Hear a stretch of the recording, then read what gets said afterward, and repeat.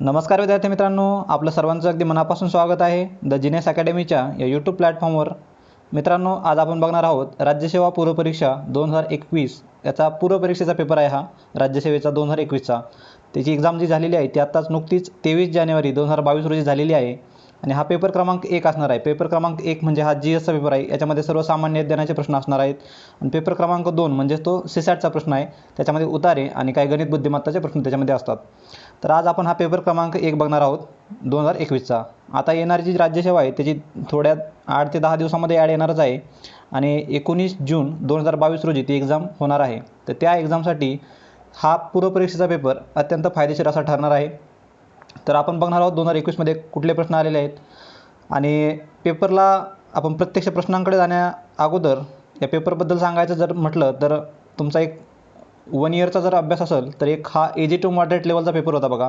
जसा 2020चा पेपर होता तर त्यापेक्षा थोडासा सोपा पेपर म्हणता येईल. हा 20चा पेपर थोडासा काठिण्य पातळी ही जास्त होती. 21चा पेपर तसा नव्हता, तर हा एक मॉडरेट लेवलचा मध्यम पातळीचा पेपर होता. हा खूप अवघडही नव्हता आणि खूप असा सोपाही नव्हता. त्याच्यामुळे बऱ्यापैकी मुलांना हे 120 130च्या दरम्यानचे स्कोर हे आलेले आहेत. तर हा बघूयात आपण आता 2021चा पेपर. प्रश्न क्रमांक 1 बघूयात. आता प्रश्नाकडे जाण्या अगोदर यावर्षीचा कट ऑफ जर बघितला आपण तर 228 कट ऑफ लागलेला आहे. त्या मानाने थोडासा हायच कट ऑफ आहे. हा 228 कट ऑफ आहे. 2018 रोजी होता तो 247 कट ऑफ होता. तर यावर्षी 228 लागलेला आहे. बाकी आपण संबंधित कॅटेगरीबद्दल आपल्या बघू शकता. तर बघूयात प्रश्न क्रमांक 1 काय सांगतोय आता. तर पहिले इतिहासाचे प्रश्न असणार आहेत. हे इतिहासाचे 15 प्रश्न आहेत, ते बघूयात आपण पहिले 15 प्रश्न. तर प्रश्न क्रमांक 1 असा सांगतोय, 1 मे 1960 रोजी मुंबईसह नवमहाराष्ट्र निर्माण झाला. मुंबईसह नवमहाराष्ट्र निर्माण कधी झाला तर 1 मे 1960 रोजी आपल्या महाराष्ट्राची निर्मिती झालेली आहे. आणि त्यावेळी महाराष्ट्र राज्यात एकूण किती जिल्हे व तालुके होते. आपलं महाराष्ट्र जे राज्य तयार झाले 1 मे 1960 रोजी, तर त्यावेळी आपल्या राज्यात किती जिल्हे आणि किती तालुके होते हे त्यांनी विचारलेलं आहे. तर सध्या किती तालुके आहेत आणि किती जिल्हे आहेत तुम्ही मला कमेंट बॉक्समध्ये कमेंट करा. तर आपण 1960 रोजी ज्यावेळेस महाराष्ट्र स्थापन झाला त्यावेळेस सर्वांनाच माहिती असेल 26 जिल्हे होते. फक्त ऑप्शनमध्ये C आणि Dमध्ये थोडंसं कन्फ्युजन होतं. काही ठिकाणी तर 235 दिलेलं आहे. त्याच्यामुळं काही पुस्तकामध्ये 235 दिलेलं आहे. त्याच्यामुळे बऱ्यापैकी विद्यार्थ्यांना वाटत होतं की आयोग हे C उत्तर देईल, पण आयोगाने हे उत्तर न देता D हे उत्तर इथं योग्य दिलेलं आहे. म्हणजे 26 जिल्हे आणि 229 तालुके. हे इकॉनॉमिक सर्वे जो आहे महाराष्ट्राचा त्याच्यामध्ये देखील याचा उल्लेख आहे तशीच लाईन तिथं इकॉनॉमिक सर्वेमध्ये देखील तुम्हाला दिसून येईल. आणि ऑथेंटिक सोर्स म्हणून आपण ऑब्जेक्शन घेताना देखील हा इकॉनॉमिक सर्वे आयोगाला तिथं पाठवू शकतो. तर पहिल्या प्रश्नाचं संबंधित उत्तर आहे पर्याय क्रमांक 3, D आणि A बरोबर आहेत. म्हणजे 26 जिल्हे आणि 229 तालुके ही 1 मे 1960 रोजी जेव्हा महाराष्ट्राची निर्मिती झाली तर त्यावेळी हे 26 जिल्हे आणि 229 तालुके होते. तर पुढील प्रश्नाकडे जाऊयात. प्रश्न क्रमांक 2 बघूयात. स्त्री सबलीकरणाच्या दृष्टीने डॉक्टर बाबासाहेब आंबेडकरांनी मांडलेल्या हिंदू कोड बिलाला खालील व्यक्तींचे समर्थन होते. प्रश्न नीट वाचून घ्या एकदा. हिंदू कोड बिल जे मांडलं होतं त्याला कोणत्या व्यक्तींचे समर्थन होते विचारते त्यांनी. आता हे बघितलं आपण पर्याय क्रमांक 1 राजेंद्र प्रसाद सांगतोय. तर राजेंद्र प्रसाद जर बघितलं तर हे डॉक्टर बाबासाहेब आंबेडकरांना एक सपोर्ट करणारे होते, त्यांचे सपोर्टिव्ह होते. ज्यावेळी मसुदा समितीचे अध्यक्ष म्हणून बाबासाहेबांची निवड झाली त्यावेळेस राजेंद्र प्रसादांचा त्याला एक पाठिंबा होता. त्यांचं देखील त्याला अनुमोदन होतं. म्हणजे त्यांनाही एक चांगलं वाटत होतं की आंबेडकर जे आहेत ते मसुदा समितीचे अध्यक्ष आहेत. पण एवढं सगळं असताना देखील हिंदू कोड बिलाचा विषय जेव्हा आला तर त्यावेळेस राजेंद्र प्रसाद यांनी हिंदू कोड बिलाला विरोध केला होता. त्याच्यामुळे राजेंद्र प्रसाद असणं शक्यच नाही आहे. कारण हिंदू कोड बिलामध्ये बऱ्याचशा अशा तरतुदी होत्या ज्या हिंदू धर्माविरुद्ध होत्या किंवा हिंदू चालीरीतीविरुद्ध होत्या. त्याच्यामुळं राजेंद्र प्रसादांचा त्याला विरोध होता. सरदार वल्लभभाई पटेलांचं देखील तसंच होतं आणि पट्टाभिचे तराम्यांचा देखील त्याला विरोधच होता. आता हिंदू कोड बिलामध्ये भलेही काही महिलांसाठी चांगल्या तरतुदी तिथं असतील तरी देखील सुचिता कृपलानी यांनी देखील त्याला विरोध केलेला होता. म्हणजे जवळपास या सर्व 4ही व्यक्तिमत्वांनी या हिंदू कोड बिलाला विरोध केलेला होता. त्याच्यामुळे आपल्याला इथं एकही पर्याय इथे योग्य मिळत नाही आहे. त्याच्यामुळे आयोगाने हा सेकंड प्रश्न जो आहे तो कॅन्सल केलेला आहे. सेकंड प्रश्न कॅन्सल केलेला आहे. पण आयोगानं फर्स्ट कीनुसार याचा आन्सर जे आहे तर सेकंड दिलं होतं, B आणि D, पट्टाभी सीतारामय्या आणि सुचिता कृपलानी. तर हे प्रश्न थोडेसे ॲम्बिग्युअस असतात. म्हणजे याच्यामध्ये असं संदिग्ध म्हणता येईल ते प्रश्न. असं शुअर शॉट आपल्याला त्याच्यामध्ये सोर्स नाही किंवा त्याचा प्रूफ सांगता येणार नाही आपल्याला. कारण एवढ्या व्यक्तिमत्वाबद्दल एवढी डिटेल माहिती म्हणजे त्यांचा सपोर्ट होता किंवा नव्हता ही कुठेही असणं शक्य नाही आहे. त्याच्यामुळे हा प्रश्न इथं आयोगानं कॅन्सल केलेला आहे. तर सेकंड प्रश्न हा कॅन्सल झालेला आहे. जवळपास या GS1मध्ये 7 प्रश्न हे आयोगाने कॅन्सल केलेले आहेत. 7 दुणे 14 म्हणजे 14 मार्क हे पोरांची इथं मायनस झालेले आहेत. मग तर पुढील प्रश्नाकडे जाऊयात. तिसरा प्रश्न बघूयात. अण्णाभाऊ साठे यांनी साम्यवादी विचार प्रसार करण्यासाठी खालील कला प्रकाराचा प्रभावी वापर केला. आता हा प्रश्न देखील आयोगाकडून कॅन्सल केलेला आहे, पण याचं उत्तर हे कलापथक असणं इथं थोडंसं योग्य होतं. कारण पहिल्या कीनुसार देखील आयोगानं हे कलापथक हे उत्तर दिलं होतं. कारण अण्णाभाऊ साठे यांनी लालबावटा कलापथक जे आहे ते 1944ला स्थापन केली होती बघा. लालबावटा कलापथकाची ते अमर शेख आणि गव्हाणकर यांच्या मदतीने, गव्हाणकर आणि अमर शेख यांच्या मदतीने लालबावटा कलापथक हे 1944 रोजी अण्णाभाऊ साठे यांनी स्थापन केलं होतं कलापथक. तर या प्रश्नावर ऑब्जेक्शन घेतलं काही विद्यार्थ्यांनी आणि सेकंड केमध्ये हा प्रश्न कॅन्सल केलेला आहे. कारण अण्णाभाऊ साठे यांनी म्हणजे कम्युनिस्ट पक्षाची कम्युनिस्ट विचारसरणी जी आहे तर ती कम्युनिस्ट विचारसरणीचा प्रसार करण्यासाठी त्यांनी लोकनाट्याचा वापर केला होता. आणि लोकनाट्यामध्ये भरपूर साऱ्या गोष्टी येऊ शकतात. त्याच्यामध्ये नाटक येऊ शकतं, कथाकथन देखील येऊ शकतं, बतावणी येऊ शकते. तर या लोकनाट्यामध्ये भरपूर कन्सेप्ट येऊ शकतात. त्याच्यामुळे आयोगानं मे बी हा प्रश्न कॅन्सल केलेला असावा. पण पहिल्या आन्सर कीनुसार आयोगाने कलापथक हे उत्तर दिलं होतं आणि सेकंड कीमध्ये आयोगाने हा प्रश्न कॅन्सल केलेला आहे. तर चौथा प्रश्न बघूयात आपण. खालीलपैकी कोणते वाक्य बरोबर आहे? एम एन रॉय हे लिबरल पक्षाचे नेते होते. पहिलं वाक्य सांगतं एम एन रॉय हे लिबरल पक्षाचे नेते होते. हे बिलकुल चुकीचं आहे. लिबरल पक्षाचे नेते नसून ते रॅडिकल डेमोक्रॅटिक पक्षाचे नेते होते. आणि रॅडिकल डेमोक्रॅटिक पक्षाची त्यांनी स्थापना केली होती, ती केली होती 1944 रोजी. 1944 रोजी यांनी रॅडिकल डेमोक्रॅटिक पक्षाची स्थापना केली होती. 1940 रोजी. 1940 रोजी यांनी रॅडिकल डेमोक्रॅटिक पक्षाची स्थापना केली होती. लिबरल पक्षाचे नेते नव्हते. म्हणजे दुसरं विधान बरोबर आहे, पहिलं विधान चुकीचं आहे. तर असं उत्तर बघा आपल्याला कोणतं मिळतं आहे. तर बरोबर विचारलं आहे आपल्याला त्यांनी, तर दुसरे वाक्य हे बरोबर आहे. म्हणजे 4चा मिळतो आपल्याला पर्याय क्रमांक 2. तर पुढील प्रश्नाकडे जाऊयात. संबंधित प्रश्नाचा आहे पर्याय क्रमांक 2 इथे योग्य उत्तर. 5वा प्रश्न बघूयात. इंडिपेंडन्स फॉर इंडिया लीगची स्थापना खालीलपैकी कोणी केली? ह्या सोप्या कॅटेगरीमधला प्रश्न आहे बघा. Independence for India league. Independence for India लीगची कोणी स्थापना केली होती? तर ते होते जवाहरलाल नेहरू आणि सुभाषचंद्र बोस. ॲक्च्युलीमध्ये हे जवाहरलाल म्हणजे 1928 रोजी याची स्थापना झाली होती. म्हणजे जेव्हा नेहरू रिपोर्ट आला होता तर नेहरू रिपोर्टला यांनी एक प्रकारे विरोध केला होता. नेहरू रिपोर्टमध्ये डॉमिनन्स स्टेटस सांगितलं होतं, म्हणजे पूर्ण स्वराज्याची मागणी ही नेहरू रिपोर्टमध्ये नव्हती. आणि जवाहरलाल नेहरू आणि सुभाषचंद्र बोस यांना असं वाटत होतं की आपण आपला एक पूर्ण स्वराज्याची मागणी केली पाहिजे आता 1928मध्ये. तर त्यालाच एक पूर्ण स्वराज्याच्या मागणीसाठी त्यांनी इंडिपेंडन्स फॉर इंडिया लीगची स्थापना केलेली होती आणि 1928ला याची स्थापना झालेली आहे. जरी ह्या दोघांचा या स्थापनेमध्ये समावेश होता तरी हे दोघं त्या संघटनेचे लीगचे सचिव होते आणि अध्यक्ष जे आहेत तर ते अध्यक्ष होते अय्यंगार. तर अय्यंगार जे आहेत ते त्याचे अध्यक्ष होते. संबंधित 5व्या प्रश्नाचं त्याच्यामुळे आपल्याला योग्य उत्तर काय मिळतं आहे? तर पर्याय क्रमांक 1. अध्यक्ष कोण होते? श्रीनिवास अय्यंगार. हा देखील आयोग पुढच्या एक्झाममध्ये तुम्हाला प्रश्न विचारला जाऊ शकतो. श्रीनिवास अय्यंगार आहेत ते त्याचे अध्यक्ष होते आणि हे दोघं जण ते आहेत त्याचे सचिव होते. 1928 रोजी स्थापना झाली. तर हे तुम्ही तुमच्या नोटमध्ये लिहून ठेवणं गरजेचं आहे. तर पुढचा प्रश्न बघूयात. Independence for India league, Jawaharlal Nehru आणि सुभाषचंद्र बोस. खालील समाजसुधारक व त्यांचे साहित्य यांच्या जोड्या लावा. 6वा प्रश्न बघूयात आपण. इथं बघू आता अशा जोड्या लावामध्ये काय करायचं शक्यतो एक्झाममध्ये. राज्यसेवामध्ये तसा वेळेची कमतरता पडत नाही, पण कंबाईनसारख्या एक्झाममध्ये ग्रुप बी असेल, सी असेल किंवा सरळ सेवेची कुठलीही एक्झाम असेल, तलाठी वगैरे, तर अशा एक्झाममध्ये थोडासा वेळेची आपल्याला कमतरता असते.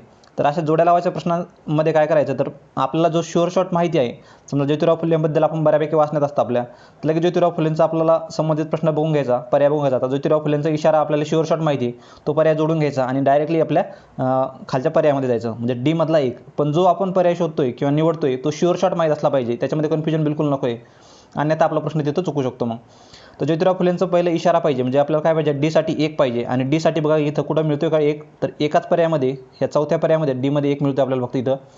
तर त्यामुळे 6व्याचा आपल्याला पर्याय क्रमांक 4 इथे योग्य उत्तर मिळतं आहे. ही स्ट्रॅटेजी तुम्ही कंबाईन एक्झाममध्ये नक्कीच फॉलो केली पाहिजे, तुमचा नक्कीच इथे वेळ वाचेल. अन्यथा आपण काय करतो, आपलं विठ्ठलरामजी शिंदे बघतो, मग कोणतं आहे त्याच्यावर विचार करणार थोडासा, नंतर दादोबा पांडुरंग बघणार, त्याच्यावर विचार करणार. एवढं करण्याऐवजी आपण डायरेक्टली जे शुअर शॉट माहिती आहे, समजा एखाद्याला ज्योतिराव फुलेंबद्दल तेवढी माहिती नसेल, पण दादोबा पांडुरंगबद्दल माहिती असेल, त्यांनी मानव धर्मसभाबद्दल वाचलेलं असेल आणि त्याच्या प्रसारासाठी धर्मविवेचन हा ग्रंथ त्यांनी लिहिलेला होता, हे शुअर शॉट माहिती असेल, तर मग बीमध्ये 2 कोणतं आहे ते बघायचं आपण. बीमध्ये 2 कोणतं आहे, तर एकाच पर्यायामध्ये बीमध्ये 2 इथंच मिळतं आहे आणि आपल्याला तो पर्याय क्रमांक 4 मिळून जातो. बाकीचे ऑप्शन वाचण्याची देखील आपल्याला गरज नाही आहे. आपल्याला तिथं काय, तर जास्तीत जास्त अटेम्प्ट झाला पाहिजे, जास्तीत जास्त आपला तिथं स्कोर झाला पाहिजे, ना की आपल्याला तिथं नॉलेज गेन करायचं आहे एक्झाममध्ये. नॉलेज जे काय गेन करायचं आहे तुम्हाला इथं वर्षभर जर तुम्हाला टाईम दिला आहे त्याच्यामध्ये नॉलेज तुम्ही गेन करा, तिथं आपला तो नॉलेजचा ते वापर पुरेपूर झालाच पाहिजे. तर मला वाटतं हे एक्झाम हे नॉलेजच्या पलीकडे जाऊन अशा काही ट्रिक्स ज्या आहेत, म्हणजे ज्यांचं सिलेक्शन होतं किंवा जे प्रिलिम्स पास होतात, तर त्यांची ह्या स्ट्रॅटेजी असतात की या सिलेबस किंवा अभ्यासक्रमाच्या पलीकडे जाऊन, नॉलेजच्या पलीकडे जाऊन त्या अशा काही ट्रिक फॉलो करतात आणि ते वेळ वाचून समजा तुमचे 100 प्रश्न आहेत आणि 1 तास आहे, तुम्हाला 60 मिनिट आहेत, तुम्ही 60 मिनिटामध्ये फक्त 70च प्रश्न जर वाचून होत असाल, वरच्या 30 प्रश्नामध्ये तुम्ही ऑलरेडी कॉम्पिटिशनच्या बाहेर आहेत आणि ज्याचा असा वेळ वाचलेला आहे त्या 30 प्रश्नामध्ये नक्कीच ते कट ऑफ ते क्लिअर करणार आहेत. 30मध्ये नाही म्हटलं तरी ते 15 जरी भेटले तरी ते कितीतरी कट ऑफच्या लांब फेकले जातात, म्हणजे भरपूर कट ऑफच्या पुढे असतात ते. त्याच्यामुळे ह्या गोष्टी तुम्ही इथं लक्षात घेणं गरजेचं आहे. 7वा प्रश्न बघूयात, जोड्या लावा. तर संबंधित प्रश्नाचं जर बघितलं आपण तर पर्याय क्रमांक आपल्याला इथं काय मिळतोय, तर 4 हा पर्याय क्रमांक योग्य मिळतोय. आता याच्यामधून जे मिळालेल्या गोष्टी आहेत आपल्याला, हे तुम्ही नोट करून ठेवणं गरजेचं आहे. तुमच्या पुस्तकामध्ये असलेले देखील. पण विठ्ठल रामजी शिंदे यांचं काय, तर भारतीय अस्पृश्यतेचा प्रश्न हा त्यांनी ग्रंथ लिहिलेला आहे. आणि इथं कन्फ्युजन होण्यासारखं बघा थोडंसं, अस्पृश्य जे आहे अनटचेबल्स, तर अस्पृश्य जे आहे तिथे आंबेडकरांनी लिहिलेलं आहे, डॉक्टर बाबासाहेब आंबेडकरांनी अस्पृश्य हे लिहिलेलं आहे, द अनटचेबल्स. आणि अस्पृश्यतेचा प्रश्न जे आहे ते विठ्ठल रामजी शिंदे यांनी लिहिलेला आहे. त्याच्यामुळं एचा काय मिळतो आपल्याला, 3 मिळतो. नंतर दादोबा पांडुरंग यांचं आहे धर्मविवेचन. गोपाळ हरी देशमुखांचं काय, तर ते जातीभेद आहे. आणि ज्योतिराव फुलेंचा काय, इशारा. त्याच्यामुळे संबंधित प्रश्नाचा पर्याय क्रमांक 4 इथे योग्य मिळतोय. पुढील प्रश्नाकडे जाऊयात. प्रश्न क्रमांक 7 बघूयात. पुन्हा जोड्या लावायचा प्रश्न आहे. आता हा राज्यसेवा प्रिलिम्समध्ये तुम्हाला बरेचसे प्रश्न असे दिसतील की ते मेन्सच्या सिलेबसमधून डायरेक्टली उचललेले दिसत आहेत आपल्याला. कारण प्रिलिम्सचा सिलेबस तेवढा डिकोड करून दिलेला नाही, तेवढा व्यवस्थित असा म्हणजे एक्सप्लेन करून दिलेला नाही आहे जेवढा हा मेन्सचा सिलेबस दिलेला आहे. त्याच्यामुळे तुम्ही प्रिलिम्सचा अभ्यास करताना देखील मेन्सचा सिलेबस ओरिएंटेड तुम्ही अभ्यास केला पाहिजे. समजा तुम्ही इतिहास अभ्यासाला घेताय तर मेन्सच्या सिलेबसचे इतिहासाची कॉपी GS1ची तुमच्या समोर असणं गरजेचं आहे आणि त्याचप्रमाणे तुम्ही अभ्यास करणं गरजेचं आहे. तेव्हाच तुमचे हे प्रश्न इथं सॉल्व्ह होतील. जेव्हा आपण फक्त स्पेशली प्रिलिम्स ओरिएंटेड अभ्यास करतो त्यावेळेस आपल्यालाही अंदाज येत नाही आपल्याला अभ्यास कुठपर्यंत करायचा आहे. त्यावेळेस आपण फक्त पुस्तकावर फोकस करतो, पुस्तक संपण्याच्या मागे लागतो. आपण समजा इकॉनॉमिक्स घेतो तर आपण कोळंबे संपवण्याच्या मागे लागतो. तर तसं करण्यापेक्षा मला वाटतं, आता इकॉनॉमिक्स घेताय तर तुम्ही GS4चा सिलेबस बघितला पाहिजे. GS4मध्ये मुख्य परीक्षेच्या प्रत्येक पॉईंटनुसार तुम्ही गेलं पाहिजे, ना की त्या पुस्तकाच्या अनुक्रमिकेनुसार. तर तुम्ही सिलेबस एकदम फोकस करा, एक्झाममध्ये तुम्हाला नक्कीच तुमचा आउटपुट तुम्हाला दिसून येईल तिथं. तर पुढचा प्रश्न बघूयात. या प्रश्नामध्ये बघूयात. आता NCERTची स्थापना सर्वांनाच माहिती आहे. मेन्सची ज्यांनी तयारी केली त्यानंतर हे म्हणजे याच्यामध्ये खूप डिटेल प्रश्न विचारले जातात NCERTबद्दल. इथं खूप सोपा प्रश्न विचारला आहे त्यांनी. NCERTची स्थापना जी आहे 1961, 1 सप्टेंबर 1961 रोजी NCERTची स्थापना झालेली आहे. त्याच्यामुळं Cचा काय मिळतो आपल्याला, पर्याय क्रमांक 3 मिळतो. लगेच बघायचं आपण बाकीचे पर्याय बघण्या अगोदर Cचा 3 कुठं दिलेला आहे, तर पर्याय क्रमांक 4मध्ये दिलेला आहे. बाकीचे माहीत असण्याची देखील तुम्हाला गरज नाही आहे. Cचा पर्याय क्रमांक म्हणजे NCERTची स्थापना 1961मध्ये झाली आणि NCERTची स्थापना Cमध्ये 3 हवं आहे आपल्याला. Cमध्ये कुठेही 3 नाही आहे, फक्त ह्या शेवटच्या पर्यायामध्ये 3 आहे. म्हणजे पर्याय क्रमांक 7चा आपल्याला 4 इथं योग्य मिळतोय, पर्याय क्रमांक 4. तर बाकीच्या जोड्या देखील बघून घेऊयात आपण. राधाकृष्ण आयोग जो आहे तर इथं थोडंसं ऑब्जेक्शन घेण्यासारखं आहे. 1948ला हा राधाकृष्णन आयोग आलेला होता. विद्यापीठ अनुदान आयोग स्थापन करावा, युनिव्हर्सिटी ग्रांट्स कमिशन UGCची स्थापना करावी अशी यांना रिकमेंडेशन दिलं होतं. आणि बाकीचे रिकमेंडेशन देखील आयोगाने अगोदर प्रिलिम्सला विचारलेले आहेत. म्हणजे ती सिव्हिल सर्व्हिसेससाठी डिग्री गरजेची नको आहे, म्हणजे पदवीधर असणं गरजेचं नको आहे, असं देखील यांनी एक शिफारस केली होती. तर तो राधाकृष्णन आयोग 1948 रोजी आलेला होता. नंतर मुदलियार आयोग जो आहे तो 1952 रोजी आलेला आहे. NCERTची स्थापना 1 सप्टेंबर 1961 रोजी. आणि कोठारी आयोग ह्याला भारतीय शिक्षण आयोग देखील म्हणतात. तर ह्या भारतीय शिक्षण आयोग 1964 रोजी आला. यांनी अहवाल जो आहे तो 1966 रोजी दिलेला होता. तर तो कोठारी आयोग जो आहे 1964 आहे. त्यानुसार आपल्याला पर्याय क्रमांक 4 इथं योग्य उत्तर मिळतोय. तुम्ही मेन्स ओरिएंटेड अभ्यास करा, नक्की तुमची प्रिलिम्स आरामात क्लिअर होती. तर 8वा प्रश्न बघूयात पुढचा. आता इथं पुन्हा जुळवायला विचारले त्यांनी आपल्याला. विठ्ठल रामजी शिंदे, खासेसाहेब पवार, दिनकरराव जवळकर आणि श्रीपतराव शिंदे.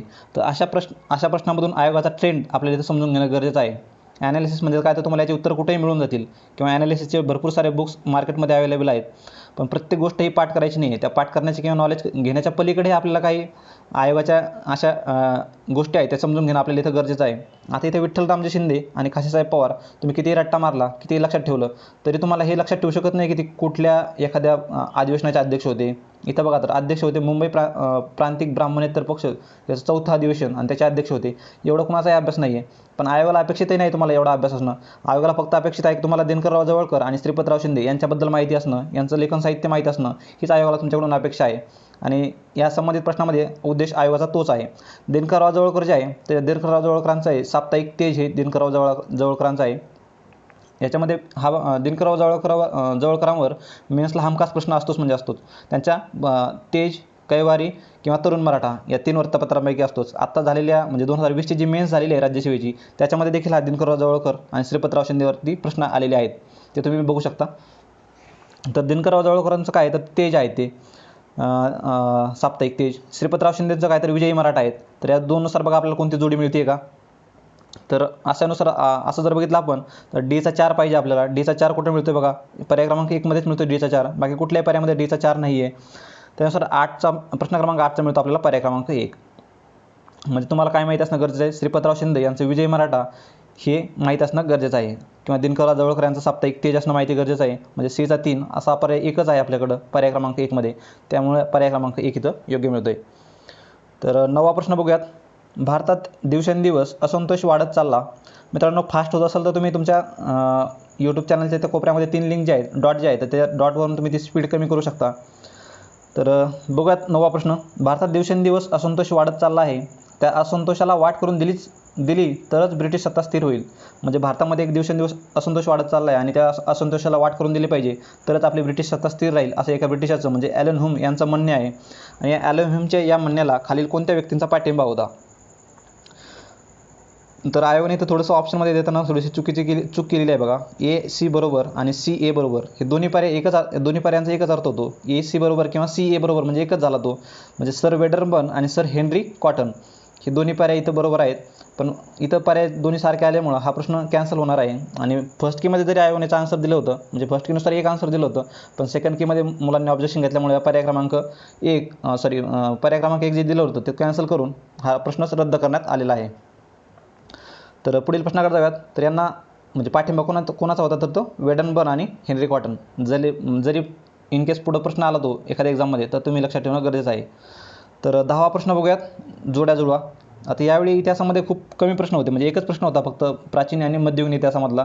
प्राचीन इतिहासामधला तर आलाच नाही, तर फक्त मध्ययुगीन इतिहासामधला प्रश्न आलेला आहे बघा. तर हे देखील तुम्हाला माहीत असणं गरजेचंच नाही आहे. हा खूप डिटेल प्रश्न झाला. एवढं नॉलेज मला नाही वाटत कोणाच्या वाचण्यात असेल, म्हणजे एखादा एक्सेप्शनल कॅन्डिडेट असू शकतो. तर 10व्या प्रश्नाचं जर आपण डायरेक्टली उत्तर बघितलं तर पर्याय क्रमांक 3 इथे योग्य उत्तर आहे त्याचं. त्यानुसार बघितलं आपण गुलबदन बेगम जे आहे त्यांचं हुमायूनामाबद्दल काम आहे त्यांचं. नंतर सलीमा सुलताना ज्या आहेत, सलीमा सुलताना त्या फारसीत कविता लिहित होत्या. जहाआरा बेगम ज्या आहेत तर त्या उच्च शिक्षित आणि फारसी भाषेचे उत्तम ज्ञान होते त्यांना. आणि झेबुनिसा जे आहे सुलेखनाथ तरबेज, हे झेबुनिसा बऱ्यापैकी वाचनात आहे बऱ्याच जणांच्या. तर झेबुनिसा जी सुलेखनाथ तरबेज होती. म्हणजे डीचा 1 पर्याय बघितला आपण कुठं, तर एकच पर्यायामध्ये मिळतो आपला डीचा 1. त्यानुसार 10व्याचा आपल्याला पर्याय क्रमांक 3 इथं योग्य उत्तर मिळतं आहे. तर बघूयात पुढचा प्रश्न. 11वा प्रश्न बघूयात. आता यावर्षी जरी आयोगानं हा एकच प्रश्न विचारला असला तरी पुढच्या वेळी म्हणजे येणाऱ्या 19 जून 2022 होणाऱ्या पूर्वपरीक्षेला आयोग एकच प्रश्न विचारेल याची काहीही शाश्वता नाही आहे. त्याच्यामुळं प्राचीन आणि मध्ययुगीन इतिहासाचा अभ्यास करणं गरजेचंच आहे. अगोदर आयोगाने त्याच्यावर प्रश्न विचारलेले आहेत, भरपूर सारे प्रश्न, म्हणजे जवळपास 10 प्रश्न हे आयोगाचे त्याच्यावरच असतात, प्राचीन आणि मध्ययुगीन इतिहासावर. त्यासाठी तुम्ही आपल्या संबंधित चॅनलच्या प्लेलिस्टमध्ये देखील मी 2-3 व्हिडिओ बनवलेले आहेत प्राचीन इतिहासाचे, ते बघू शकता. किंवा लुसंट जे आहे, लुसंट जे काही इंग्लिशमध्ये आहे ते देखील तुम्ही ते फॉलो करू शकता. तर 11वा प्रश्न बघूयात. खालीलपैकी विसंगत शीर्षक ओळखा. तर इतिहासामध्ये थोडंसं फोकस करताना तुमचा बऱ्यापैकी अभ्यास झालेला आहे आणि आता काही कळत नाही की काय नेमका अभ्यास काय करावा त्यातला. तर थोडंसं ब्राह्मणेतर चळवळ असेल किंवा गव्हर्नर जनरल्स असतील किंवा वर्तमानपत्र असतील, याच्यावर तुम्ही थोडंसं काम करा. त्याच्यावर वारंवार प्रश्न विचारलेले आयोगाने दिसून येतात. तर संबंधित प्रश्नामध्ये देखील तसंच विचारलेलं आहे त्यांनी. विसंगत शीर्षक ओळखा आणि तर काही ग्रंथसंपदा दिलेली आहे आणि त्यांच्याबद्दल वेगळा घटक कोणता आहे तो ओळखायला विचारलं आहे. यामधील कुलकर्णी लीलामृत हे मुकुंदराव पाटलांचं साहित्य आहे बघा. मुकुंदराव पाटलांचं कुलकर्णी लीलामृत आहे. मुकुंदराव पाटील एक ब्राह्मणेतर नेते होते. आणि शेतकऱ्यांचा आसूड आपल्या सर्वांनाच माहिती आहे. महात्मा फुले यांचं शेतकऱ्यांचं आसूड होतं. तर हे 2 तर माहिती आहेत, पण बाकीचे माहीत नाही आहेत. पण आपल्याला माहिती आहे महात्मा फुलेंचं हे दोन असणं तर शक्यच नाही आहे, कारण आपण महात्मा फुलेंबद्दल बऱ्यापैकी आपल्या वाचनात आहे. त्याच्यामुळे हे महात्मा फुले संबंधित नसणार आहेत. कुलकर्णी लीलामृत देखील हे मुकुंदराव पाटलांचं आहे. म्हणजे शेतकऱ्यांचा आसूड हेच एक तर फक्त महात्मा फुलेंचं आहे. बाकी हे सर्व 3ही साहित्य हे मुकुंदराव पाटलांचे आहेत. विठोबाची शिकवण, शेठजी प्रताप आणि कुलकर्णी लीलामृत. त्याच्यामुळे वेगळा घटक जो आहे तो शेतकऱ्यांचा आसूड. पुढील प्रश्नाकडे जाऊयात. 12वा प्रश्न बघूयात. न्यायमूर्ती रानड्यांनी डेक्कन ॲग्रिकल्चरल रिलीफ ॲक्ट या कायद्याचे स्वागत केले कारण. आता डेक्कन ॲग्रिकल्चरल रिलीफ ॲक्ट कधी आला आहे, तर 1879 रोजी आला डेक्कन ॲग्रिकल्चरल रिलीफ ॲक्ट. 1875 रोजी पुणे आणि नगर जिल्ह्यामध्ये काही ठिकाणी हे मोठ्या प्रमाणात दंगे झालेले होते. तर शेतकरी आहेत ते मोठ्या प्रमाणात कर्जबाजारी झाले होते सावकारांकडून. त्यांच्या सावकारांनी ह्या शेतकऱ्यांच्या शेतजमिनी ह्या बळकावलेल्या होत्या. तर त्याच विद्रोह म्हणून त्याचा एक डेक्कन रिवोल्ट झाला होता. तर त्या डेक्कन रिवोल्टला म्हणजे हा डेक्कन रिव्होल्ट पुन्हा एकदा 1857ला जसा उठाव झाला होता त्या प्रमाणात हा उठाव होऊ नये त्यासाठी ब्रिटिशांनी एक कायदा बनवला होता, डेक्कन ॲग्रिकल्चरल रिलीफ ॲक्ट. म्हणजे या शेतकऱ्यांना या जातातून सावकारांच्या जातातून सुटका मिळावी त्यासाठी हा डेक्कन ॲग्रिकल्चरल रिलीफ ॲक्ट. म्हणजे 1875ला दंगे झाले, दख्खनचे दंगे, आणि 1879ला ब्रिटिशांनी हा कायदा केलेला होता. तर या कायद्यानुसार काय झालं आहे किंवा रानड्यांनी या कायद्याला समर्थन का केलं त्याची कारणं काय तर ते खाली दिलेली आहेत. या कायद्याने काय झालं तर सावकारापासून शेतकऱ्यांचे रक्षण होणार होते, बरोबर आहे. सावकारापासून शेतकऱ्यांचे रक्षण होणार होते आणि यानंतर सावकाराला कुठल्याही पद्धतीने शेतकऱ्याची जमीन बळकावता येणार नव्हती, बरोबर आहे पहिलं विधान. दुसरं विधान बघूयात, या कायद्याने शेतकऱ्यांची कर्जाच्या भरापासून मुक्तता होणार होती. भरापासून मुक्तता होणार होती हे साप चुकीचं आहे. म्हणजे सावकाराच्या जातापासून सुटका होणार होती पण कर्जातून सुटका होणार होती हे चुकीचं आहे. त्यांना कर्ज कुठल्याही म्हणजे जरी सावकाराकडून नाही पण दुसऱ्या कुठल्याही मार्गाने त्यांना कर्ज घेणं गरजेचंच होतं. कारण शेतजमिनीची एवढी उत्पादकता नव्हती जेवढा हा ब्रिटिशांचा टॅक्स होता आणि त्यांना टॅक्स पे करताच त्यांची नाकीनऊ येत होती. जेवढं उत्पन्न नाही त्यापेक्षाही जास्त टॅक्स त्यांना द्यावा लागत होता. त्यामुळे कर्ज घेणं त्यांना हे मजबुरी बनली होती त्यांची. त्याच्यामुळे बी विधान हे चुकीचं आहे, ए विधान हे योग्य आहे. आपल्याला काय विचारलं तर बरोबर विधान विचारलं आहे आणि बरोबर विधान, त्यामुळे आपल्याला पर्याय क्रमांक 1 इथं योग्य उत्तर मिळतो आहे. तर पुढील प्रश्नाकडे जाऊयात. संबंधित प्रश्नाचा आहे पर्याय क्रमांक 1. याच्यावर देखील वारंवार प्रश्न विचारलेले आहेत. मागच्याच राज्यसेवेमध्ये आय थिंक त्यांनी विचारलं होतं की हे 1875चे दंगे आहेत ते कोणत्या ठिकाणी झाले होते, कोणत्या जिल्ह्यात झाले होते, किंवा ह्या दंग्याची सुरुवात कोणत्या गावापासून झाली होती हे देखील त्यांनी विचारलेलं आहे. तर पुढील प्रश्न बघूयात. स्वदेशी वस्तू प्रचारिणी सभा, 13वा प्रश्न आहे. स्वदेशी वस्तू प्रचारिणी सभा या संस्थेच्या प्रमुखपदी खालीलपैकी कोण विराजमान होते. तर स्वदेशी वस्तू प्रचारिणी सभा याची स्थापनाच लोकमान्य टिळकांनी केलेली आहे 1905 रोजी. ज्यावेळी स्वदेशी चळवळ चालू झाली होती त्या स्वदेशी चळवळीलाच एक समर्थन म्हणून स्वदेशी वस्तू प्रचारिणी सभा ही स्थापन केलेली होती. म्हणजे काय, स्वदेशी वापरा, जी आपल्या देशात तयार झालेली त्या गोष्टी तुम्ही म्हणजे मग ते कपडे असतील किंवा इतर वस्तू असतील त्या आपल्या देशात झालेल्या वस्तू आपण वापरल्या पाहिजेत, हा त्याचा स्वदेशी वस्तू प्रचारिणी सभेचा उद्देश होता. आणि याची स्थापना ही लोकमान्य टिळकांनी केलेली होती. हा फोटो आयोग देत नाही असा मी लावलेला आहे तुमच्या एक लक्षात राहावं त्यासाठी. तर लोकमान्य टिळकांनी ह्या स्वदेशी वस्तू प्रचारिणी सभेची प्रमुखपद हे भूषवलेलं होतं. यासोबतच आयोग याच्यामध्ये थोडंसं पुढं जाऊन विचारलं जाऊ शकतं की स्वदेशी कोऑपरेटिव्ह स्टोअर याची स्थापना देखील लोकमान्य टिळकांनी केलेली आहे. म्हणजे आपण काय करतोय तर विदेशी वस्तू ज्या आहेत त्याच्यावर बॉयकॉट करतोय, त्याच्यावर बहिष्कार घालतोय. मग त्याच्यावर बहिष्कार घातला तर आपल्याला वापरासाठी कपडे कुठून आणायचे. मग आपण त्याच्यावर बहिष्कार घातला, विदेशी कपड्यावर बहिष्कार घातला तर मग आपल्या भारतातच तयार करण्यासाठी ती स्वदेशी कोऑपरेटिव्ह स्टोअरची इथं स्थापना लोकमान्य टिळकांनी केलेली होती. तर हे देखील विचारलं जाऊ शकतं, ते तुम्ही नोट करून ठेवा. स्वदेशी कोऑपरेटिव्ह स्टोअरची स्थापना लोकमान्य टिळकांनी केलेली आहे. तर पुढील प्रश्नाकडे जाऊयात. 14वा प्रश्न बघूयात. महाराष्ट्रातून अंदमानात पाठवलेले कैदी आणि त्यांची राहण्याची ठिकाणे यांची जोड्या जुळवा. तर हा थोडासा म्हणजे ऑड प्रश्न आहे मित्रांनो. तुम्हाला म्हणजे आलाच पाहिजे असा टास्क नको आहे तिथं, कारण हा खूपच म्हणजे आउट ऑफ द बॉक्स प्रश्न म्हणता येईल त्याला. तर संबंधित प्रश्नाचं जर आपण डायरेक्टली बघितलं तर पर्याय क्रमांक 2 इथं योग्य उत्तर आहे त्याचं. पर्याय क्रमांक 2, 14चा आहे पर्याय क्रमांक 2. म्हणजे जर जोड्या बघितल्या आपण अधुरिया, कारण इथं एवढे नावं आहेत ना, एवढे म्हणजे तुमच्या कधी वाचनातही नसतील एवढे छोटे छोटे नावं दिलेले आहेत त्यांनी. भले त्यांचं कीर्ती म्हणजे काम त्यांचं मोठं असेल पण आपल्या वाचनात किंवा आपल्या सिलेबसमध्ये हे आपण अगोदर वाचलेले नाहीत त्याच्यामुळे थोडंसं अवघड जाऊ शकतं. तर अधुरिया जे आहे याचं पर्याय क्रमांक 2 इथे योग्य उत्तर आहे. अधुरिया कुठले आहेत तर ते आहेत खानदेश, यावल येथील खानदेश आहेत. म्हणजे आपण संमत त्या भागातील असाल तर आपल्याला थोडंसं एक आढावा असेल किंवा ते नाव ऐकण्यातलं असेल त्यावरून देखील एक लॉजिक लावू शकतं इथं. नंतर पांडुभुर्जी आहेत, पांडुभुर्जी हे नगरचे आहेत. धर्मासुबान जे आहेत तर ते आहेत पंढरपूर धर्मासुबान, आणि धोंडी बिरबल जे आहेत ते नाशिकचे आहेत. तर त्यानुसार आपल्याला पर्याय क्रमांक 2 इथं योग्य उत्तर मिळतोय. पुढील प्रश्नाकडे जाऊयात. प्रश्न क्रमांक 15 बघूयात. 18 नोव्हेंबर 1899 रोजी दिनशा वाच्छा यांनी दादाभाई नौरोजींना पत्र लिहून काँग्रेसच्या अपयशांची मीमांसा केली. दिनशा वाच्छा बघा, 1901 रोजी हे काँग्रेसचे अध्यक्ष होते. तर दिनशा वाच्छा यांनी काय केलं होतं, दादाभाई नौरोजींना पत्र लिहून या काँग्रेसबद्दल काही तिथे त्यांनी एक मीमांसा केली होती, एक लेखाजोखा दिला होता दादाभाई नौरोजींना. तर त्यांनी काय काय लिहिलं होतं त्याच्यामध्ये ते बघूयात पत्रामध्ये. आता ही गोष्ट देखील तुम्हाला माहीत असणं गरजेचं नाही आहे, पण याच्यामध्ये काही कॉमन सेन्स लागतो अशा गोष्टीमध्ये. तर तो कॉमन सेन्स तुमचा इथं चेक केला जातो आयोगाकडून. तर काँग्रेसचे कार्य सतत न चालणे असू शकतो. काँग्रेसचे कार्य सतत चालणार नाही कारण नुकतीच आयोगाची स्थापना झालेली होती, म्हणजे राष्ट्रीय सभेची स्थापना झाली होती काँग्रेसची, आणि त्याच्यामुळे एवढं काँग्रेसला एवढं सिरियसली घेतलं नाही त्यावेळी लोकांनी देखील.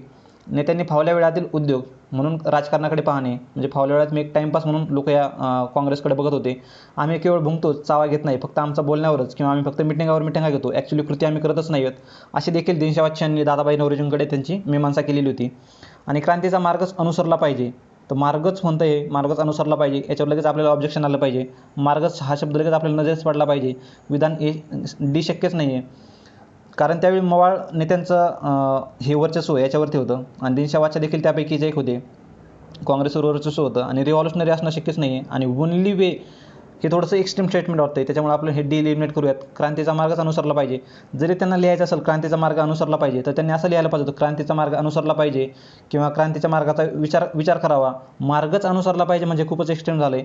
त्याच्यामुळे डी विधान चुकीचं ठरतं आहे. डी इलिमिनेट करूयात. या पर्यायामध्ये डी आहे म्हणजे 2 गेला. यामध्ये डी आहे हा पण गेला. तर बाकी ए सी आणि ए बी सी. आता वरचे जण 3 विधानं वाचली, याच्यामध्ये आपल्याला काही वेगळं वाटत नाही किंवा ऑड वाटत नाही असं काही. तर वरची 3ही विधानं बरोबर आहे. त्याच्यामुळे पर्याय क्रमांक 3 हे इथं योग्य उत्तर मिळतो आहे. शक्यतो काय करायचं, असे जे पॉझिटिव्ह स्टेटमेंट आहेत बघा, काँग्रेसचे कार्य सतत न चालणे किंवा नेत्यांनी फावल्या वेळातील उद्योग म्हणून राजकारणाकडे पाहणे, याच्यामध्ये कुठं काय असं वेगळं लिहिलेलं नाही. असं वाटतं की आपण एखाद्या पुस्तकातल्या ओळी वाचतोय. त्याच्यामुळे याच्यावर ऑब्जेक्शन न घेता आपण ते उत्तर बरोबर गृहीत धरायचे आणि मग ते त्यानुसारच आपण उत्तर आपलं टिक करायचं. तर 15व्या प्रश्नाचं पर्याय क्रमांक 3 इथे योग्य उत्तर आहे. पुढील प्रश्नाकडे जाऊयात. 16वा प्रश्न बघूयात. आता इथं इतिहासाचे प्रश्न संपलेले आहेत. भूगोलाचे प्रश्न इथून 15 प्रश्न असणार आहेत. म्हणजे 30व्या प्रश्नापर्यंत भूगोलाचे प्रश्न आहेत. 16 नंबरचा प्रश्न बघूयात. हे लँडफॉर्म म्हणजे भूरूपे जे आहेत ते इरोजन आणि डिपॉझिशनल लँडफॉर्म, तर त्या संबंधित प्रश्न आहे हा. तर इथं हा लाटामुळे कोणते म्हणजे लाटाच्या अपक्षय कार्यामुळे कोणते भूरूपे तयार होतात असा प्रश्न आहे. समुद्रकिनाऱ्यावरील लाटांच्या अपक्षय कार्यामुळे खालीलपैकी कोणते भूरूपे निर्माण होतात. तर त्यातली भूरूपे कोणते निर्माण होतात, तर ते समुद्रकडा, आखात, समुद्रकिनाऱ्यावरील गुहा आणि समुद्र तटीय स्तंभ. पर्याय क्रमांक 1 मधले इथं योग्य आहेत. तर याच्यामध्ये एक इलिमिनेट करण्यासारखं तुम्हाला एक ऑप्शन होतं बघा. लगून तुम्ही बघितला असताना हा लगून इथं आहे. 3rdमध्ये पण लगून आहे आणि 4thमध्ये पण लगून आहे. हा लगून हा डिपॉझिशनल लँडफॉर्म आहे. तर डिपॉझिशनल लँडफॉर्म इथं आपल्याला काय विचारलं त्यांनी, तर इरोजनल लँडफॉर्म विचारलेलं आहे. त्याच्यामुळं 2, 3 आणि 4 देखील इथं रद्द होतात आणि पर्याय क्रमांक 1च आपल्याकडे शिल्लक राहतो. सी क्लिप, बे, सी केव्ज आणि सी स्टॅक्स इंग्लिशमध्ये बघू शकता तुम्ही. इथं संबंधित एक इमेजमध्ये मी चार्ट दिलेला आहे बघा तुम्हाला. इथे दिसणार नाही तुम्हाला तेवढा मी तो टेलिग्रामवरती तुम्हाला शेअर करेल. आणि हा तुम्ही टेलिग्राम चॅनल नक्की जॉईन करा, कारण प्रत्येक छोट्या छोट्या गोष्टीवर व्हिडिओ बनवणं मला देखील शक्य नाही आहे आणि ते योग्य देखील नाही आहे. एखादी अशी न्यूज असेल किंवा असा एखादा चार्ट असेल तर तुम्ही तो टेलिग्राम चॅनलवर शेअर करत असतो. खाली डिस्क्रिप्शनमध्ये लिंक आहे, नक्कीच टेलिग्रामचे चॅनल जॉईन करा. तर हा NCERTमधील जेवढे काही लँडफॉर्म होते बघा, 11वीचे NCERT आहे, तर त्याच्यामधील हे लँडफॉर्म आहेत. हे रनिंग वॉटर जे आहे, नंतर ग्राउंड वॉटर आहे, ग्लेशियर्स म्हणजे हिमनदी आहे, विंड्स वाऱ्यामुळे कोणते कोणते लँडफॉर्म म्हणजे हे इरोजनल आहेत आणि हे डिपॉझिशनल म्हणजे काही बाहेरचा घटक त्याच्यामुळे जमा झाल्यामुळे ते भूरूपे तयार होतात. नंतर हा वेव्ज, आता ज्या संबंधित प्रश्नामध्ये विचारला आहे तो वेव्ज आणि करंटमुळे तयार होणारे लँडफॉर्म आहेत. तर हे देखील तुम्ही इथं बघू शकता. याचा स्क्रीनशॉट देखील घेऊ शकता तुम्ही इथं. तर पुढील प्रश्नाकडे जाऊयात आपण आता. 16व्या प्रश्नाचा आहे पर्याय क्रमांक 1 इथं योग्य उत्तर. 17वा प्रश्न बघूयात. खालीलपैकी शहरांचा कोणता समूह स्वर्णिम चतुर्भुज राष्ट्रीय महामार्गाने जोडलेला आहे. स्वर्णिम चतुर्भुज जो आहे तो दिसतो बघा आपल्याला इथं. स्वर्णिम चतुर्भुज हा निळ्या लाईनने डॉट केलेला एक प्रकारे नॅशनल हायवे म्हणता येईल त्याला आपल्याला. गोल्डन क्वाड्रिलॅटरल नॅशनल हायवे येतो. तर त्यांनी कोणत्या कोणत्या शहरांना जोडलेला आहे. इथं दिसते आपल्याला दिल्लीवरून निघलेला आहे. इथं कोलकाता आहे, इथं चेन्नई आहे, नंतर इथं सोबतच दिलेला आहे तो पुन्हा बेंगलोर आहे, इथं मुंबईला पण देखील गेलेला आहे तो. तर यानुसार आपण ते बघू शकतो. तर या संबंधित प्रश्नाचा पर्याय क्रमांक जे आहे बेंगलोर, चेन्नई, कोलकाता आणि आग्रा. इथं आग्रा जो आहे इथं दिल्लीचं थोडंसं खाली आला की इथं आग्रा लागतो आपल्याला. तर तो आहे पर्याय क्रमांक 2. 17चा मिळतो आपल्याला पर्याय क्रमांक 2. तर संबंधित प्रश्नाचा आहे पर्याय क्रमांक 2. पुढील प्रश्नाकडे जाऊयात आपण आता. 18वा प्रश्न बघूयात. जोड्या जुळवा प्रदेश आणि वाऱ्याचे नाव हा आयोगाचा फेवरेट प्रश्न आहे. याच्यावर वारंवार प्रश्न विचारला जातो. मागच्या प्रश्नामध्ये काहीतरी कन्फ्युजन झालं 17व्या प्रश्नाचा आहे पर्याय क्रमांक 2 बरोबर आहे तो. 18वा प्रश्न बघूयात. 18व्या प्रश्नाचा आहे सहारा वाळवंट आणि प्रदेश आणि वाऱ्याचे नाव दिलेले त्यांनी. सहारा वाळवंट. आता सहारा वाळवंटामध्ये तुम्ही बघितलं तर सिरक्को आणि खामसिन हे दोन्ही देखील तिथेच आढळतात. सिरक्को नंतर हा पुढे समजा हा सहारा वाळवंट आहे, हा इथून सिरक्को पुढे इथं जातो, इथं युरोपियन कंट्रीमध्ये जातो तो. ग्रीसमध्ये देखील त्याचा आपल्याला दिसून येतो सिरक्को. त्याच्यामुळे सहाराचं म्हणजे एसाठी आपल्याला 3 किंवा 4, 3 आणि 4 पाहिजेत आपल्याला. म्हणजे एसाठी बघा 3 आणि 4 कुठे मिळतात बघा. 3 तर नाहीच, फक्त 4 मिळतो आहे म्हणजे पर्याय क्रमांक 2. सहारा वाळवंटामध्ये काय तर खामसिन आहे. खामसिन सहारा वाळवंट. कारण हे दोन्ही सिरक्को आणि खामसिन जे आहेत सहारा वाळवंटात सापडतात म्हणजे आढळून येतात. आणि सिरक्को याचाच पुढे रूपांतर होऊन ते ग्रीसमध्ये देखील जातो. त्याच्यामुळं ग्रीससाठी सिरक्को, सहारा वाळवंटामध्ये खामसिन, बाकी इराणसाठी सेम्यून आणि फॉन जो आहे तो आल्प्स पर्वतामध्ये सापडतो म्हणजे आढळतो. तर त्यानुसार 18व्याचा मिळतो आपल्याला पर्याय क्रमांक 2. 4, 3, 2, 1. 4, 3, 2, 1. पुढील प्रश्नाकडे जाऊयात. प्रश्न क्रमांक 19 बघूयात. इथं काही रेंजेस दिलेले आहेत, म्हणजे श्रेणी पर्वतश्रेणी दिलेल्या आहेत आणि त्यांचा क्रम विचारला आहे त्यांनी. काराकोरम पर्वतश्रेणी आणि पीर पांजाल पर्वतश्रेणीमध्ये कोणती पर्वतश्रेणी आढळते? काराकोरम पर्वतश्रेणी आणि पीर पांजाल पर्वतश्रेणीमध्ये कोणती श्रेणी आढळते? तर इथं बघा क्रम दिलेले आहे. काराकोरम, लडाख, झास्कर, पीर पांजाल आणि शिवालिक. याची काही ट्रिक असेल तुमच्याकडे तर म्हणजे अगदी सोपं होतं तुमच्यासाठी आहे. तर एका विद्यार्थ्याने मला कमेंट केली होती की काळा झगा फिरतीने शिवला, असा काळा झगा फिरतीने शिवला म्हणजे काळा झगा फिरतीने शिवला. तर अशी एक ट्रिक होती बघा, ती काळा झगा फिरतीने शिवला. त्यानुसार देखील तुम्हाला इथं उत्तर मिळत होतं. आणि संबंधित प्रश्नाचं त्यानुसार पर्याय क्रमांक 1 झास्कर पर्वतश्रेणी हे इथं योग्य उत्तर मिळतं आहे. 19चा मिळतो आपल्याला पर्याय क्रमांक 1. 20वा प्रश्न बघूयात. जगातील सर्वाधिक लोकसंख्या घनता असणारे देश. आणि इथं आयोग थोडंसं विद्यार्थ्यांच्या खूपच पुढे गेलेलं आहे, कारण मागच्या वेळी आय थिंक मला आठवतं आहे ते मागच्या प्रिलिमसाठी राज्यांचा म्हणतो जिल्ह्यांचा क्रम विचारला होता आपल्याला, की जिल्ह्यामध्ये कोणत्या जिल्ह्याची सर्वाधिक घनता आहे किंवा कोणत्या जिल्ह्याची 2 नंबर घनता आहे. तर असा क्रम लावायला, उतरता क्रम लावायला त्यांनी विचारलं होतं. आणि यामध्ये ते म्हणजे यावेळी मुलांनी एक्सपेक्ट केलं होतं की ते कमीत कमी राज्याचं तरी विचारतील, आता घनता कोणत्या राज्याची कमी घनता आहे आणि कोणत्या राज्याची जास्त घनता आहे. पण आयोगाने याच्याही पलीकडे जाऊन डायरेक्टली अदर कंट्रीचीच घनता विचारलेली आहे त्यांनी.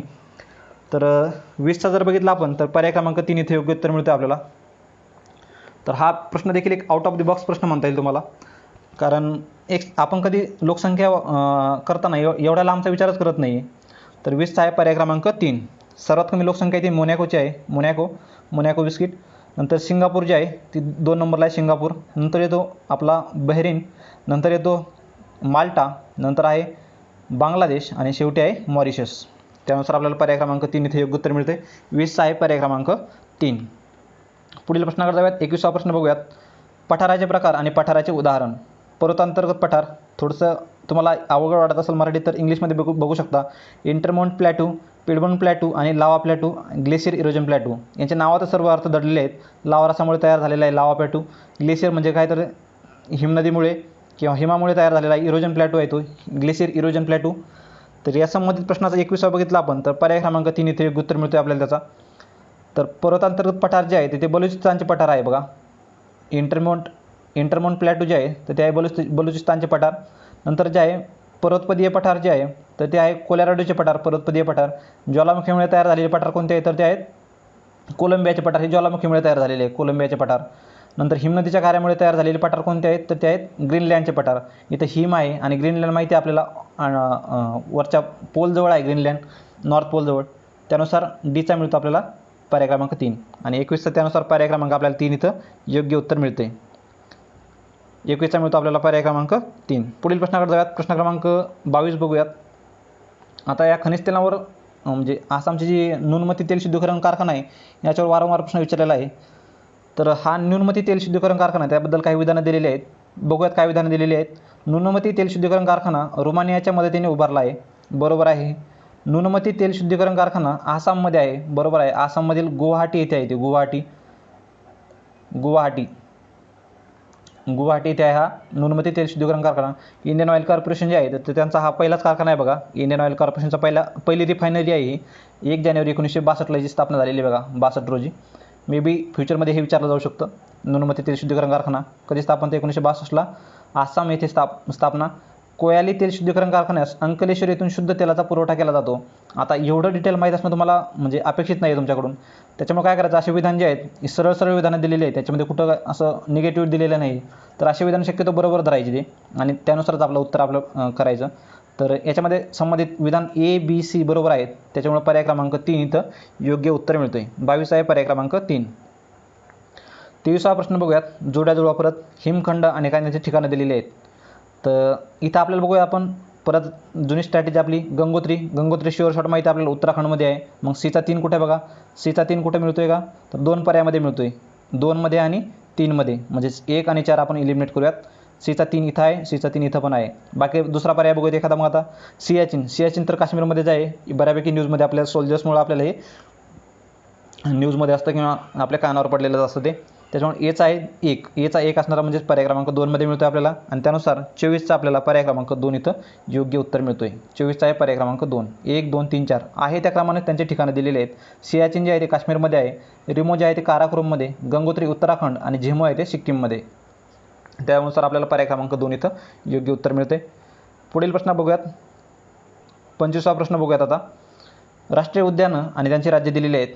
आता हा प्रश्न सर्वांनाच येणं म्हणजे मस्ट आहे. हा मानस जो आहे तो आसाममध्ये सर्वांनाच माहिती आहे. नंतर बंदीपूर जो आहे तो कर्नाटकमध्ये आहे. नंतर केवलादेव हे वेटलँड म्हणजे रामसर साईट देखील आहे बघा. ही केवलादेव राजस्थानमधली आहे. आणि आपल्या मॉन्टेस्क्यू रेकॉर्डमध्ये ही केवलादेव अजून देखील आहे तिथं. तर इंद्रावती, तर तुम्ही मला कमेंटमध्ये सांगा की मॉन्टेस्क्यू रेकॉर्ड कशाबद्दल आहे किंवा त्याची बुक कशा संबंधित आहे ते तुम्ही मला कमेंट बॉक्समध्ये नक्की कमेंट करा. पर्यावरणासंबंधित आहे बघा ते. तर इंद्रावती कुठे आहे ते छत्तीसगडमध्ये आहे. त्यानुसार जर बघितलं आपल्याला काय तर एचा पर्याय 3 पाहिजे. एचा 3 कुठे मिळतो आहे बघा, पर्याय क्रमांक 4मध्येच मिळतो आहे. 25चा आहे पर्याय क्रमांक 4. 3 1 4 2. पुढील प्रश्नाकडे जाऊयात. 26वा प्रश्न बघूयात. खालील नमूद जागतिक पठारांच्या त्यांच्या खंडाशी जोड्या लावा. आणि ते काही पठारं दिलेले आहेत आणि ते कोणत्या खंडात आहेत ते दिलेलं आहे त्यांनी. तर कोलंबिया पठार जे आहे आपल्याला, कोलंबिया तर माहिती आहे आपल्याला अमेरिकेत आहे, पण दक्षिण अमेरिकेत आहेत की उत्तर अमेरिकेत आहेत याच्यामुळे पुन्हा डाऊट येऊ शकतो. तर इथं जर बघितलं आपण तर कोलंबिया पठार हे उत्तर अमेरिकेत आहे बघा. आय थिंक तिथलं एक राज्य आहे कोलंबिया. तर कोलंबिया युनिव्हर्सिटी आपलं बऱ्यापैकी ऐकण्यात आहे. तर कोलंबिया हे काय उत्तर अमेरिकेत आहे. नंतर बोलिव्हिया पठार कुठं आहे तर ते आहे 26चा मिळतो आपल्याला पर्याय क्रमांक 3. म्हणजे आपण एनुसार जर गेलो, एचा 4 बघितला आपण, एचा 4 कुठे मिळतो आपल्याला तर 2 पर्यायामध्ये मिळतो आहे. 1मध्ये देखील मिळतो आहे आणि 3मध्ये देखील मिळतो आहे. म्हणजे 2 एलिमिनेट करा आणि 4 एलिमिनेट करा. आता काय बघायचं आपल्याला, बोलिव्हिया पठार. तर बोलिव्हिया पठार जर बघितलं आपण तर ते मिळतं आपल्याला दक्षिण अमेरिकेमध्ये. बोलिव्हिया पठार दक्षिण अमेरिकेमध्ये. बीचा आपल्याला 3 हवा आहे. बीचा 3 कुठे आहे मध्ये बघा, बीचा 3 या पर्यायामध्ये मिळतो आपल्याला. म्हणजे पर्याय क्रमांक 3 इथे योग्य ठरतो आपला. 26चा त्यानुसार मिळतो आपल्याला पर्याय क्रमांक 3. म्हणजेच काय तर कोलंबिया पठार जे आहे ते उत्तर अमेरिकेत आहे. नंतर बोलिव्हिया पठार जे आहे ते दक्षिण अमेरिकेत आहे. नंतर सेंट्रल मॅसिफ पठार जे आहे ते युरोपमध्ये आहे आणि युनान पठार जे आहे ते आशियामध्ये आहे. त्यानुसार पर्याय क्रमांक 26चा आपल्याला 3 इथं योग्य उत्तर मिळते. 3. 27वा प्रश्न बघूयात. जनगणना 2011 प्रमाणे खालील जिल्ह्यांचा लोकसंख्या घनतेसंदर्भात उतरता क्रम ओळखा. मगाशी आपल्याला देशांचं विचारलं होतं, आता इथं आपल्याला डायरेक्टली जिल्ह्यांचा क्रम विचारला आहे त्यांनी 2011 नुसार. तर ही ट्रिक सर्वांनाच माहिती असेल. नगर शहर ठप्प केले, लोकसंख्येची घनता आहे. नगर शहर ठप्प केले, नगर शहर ठप्प केले. तर याचा काय, नगर म्हणजेच काय तर ते मुंबई उपनगर आहे, मुंबई शहर आहे. मग इथे ठप्प म्हणजे ठाणे आहे, नंतर पुणे आहे आणि केले म्हणजे काय कोल्हापूर आहे. तर बघा कोण दिसतं घेतलं, उपनगर आहे का नाही.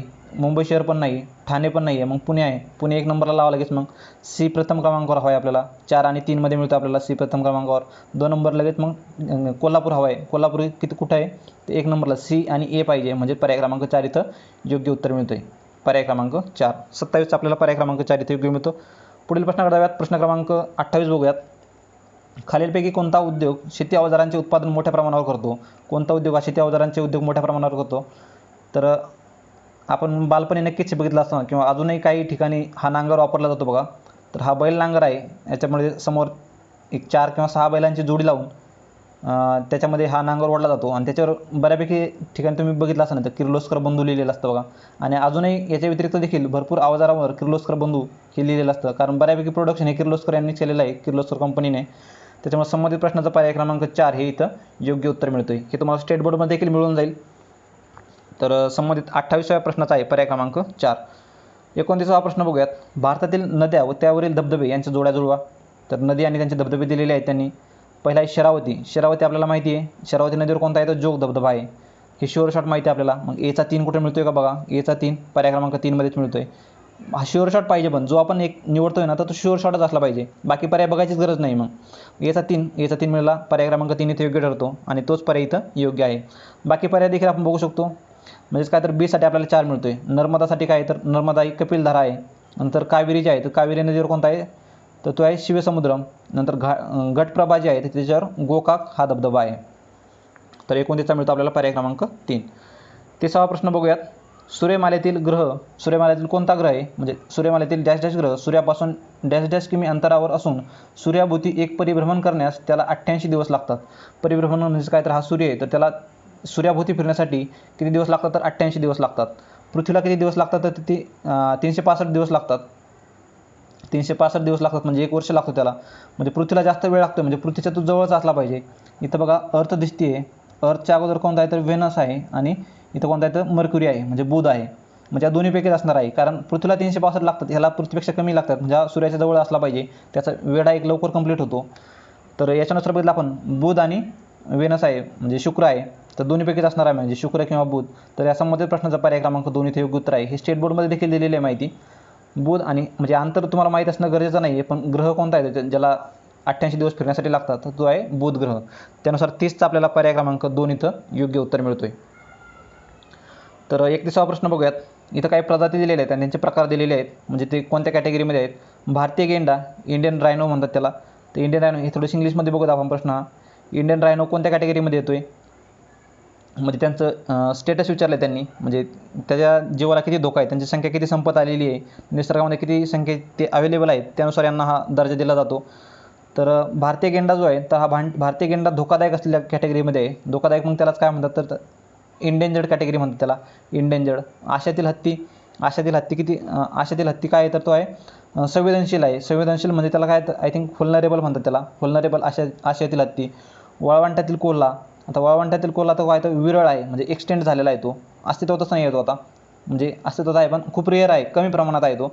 आणि गुलाबी डोके असलेले बदक हे काय, तर ते आहे लुप्त, नष्ट झालेले, म्हणजे तो आता अवेलेबलच नाही आहे, निसर्गात तो संपलेला आहे, निसर्गातून पूर्णतः, जसा डायनोसॉर आहे तसा. तर यानुसार जर गेलो आपण तर 31चा मिळतो आपल्याला पर्याय क्रमांक 2. 31चा मिळतो पर्याय क्रमांक 2. भारतीय गेंडा जो धोकादायक असलेल्या कॅटेगरीमध्ये इंडेंजर्ड आहे. आशियातील हत्ती जो आहे तो संवेदनशील म्हणजे व्हल्नरेबल आहे.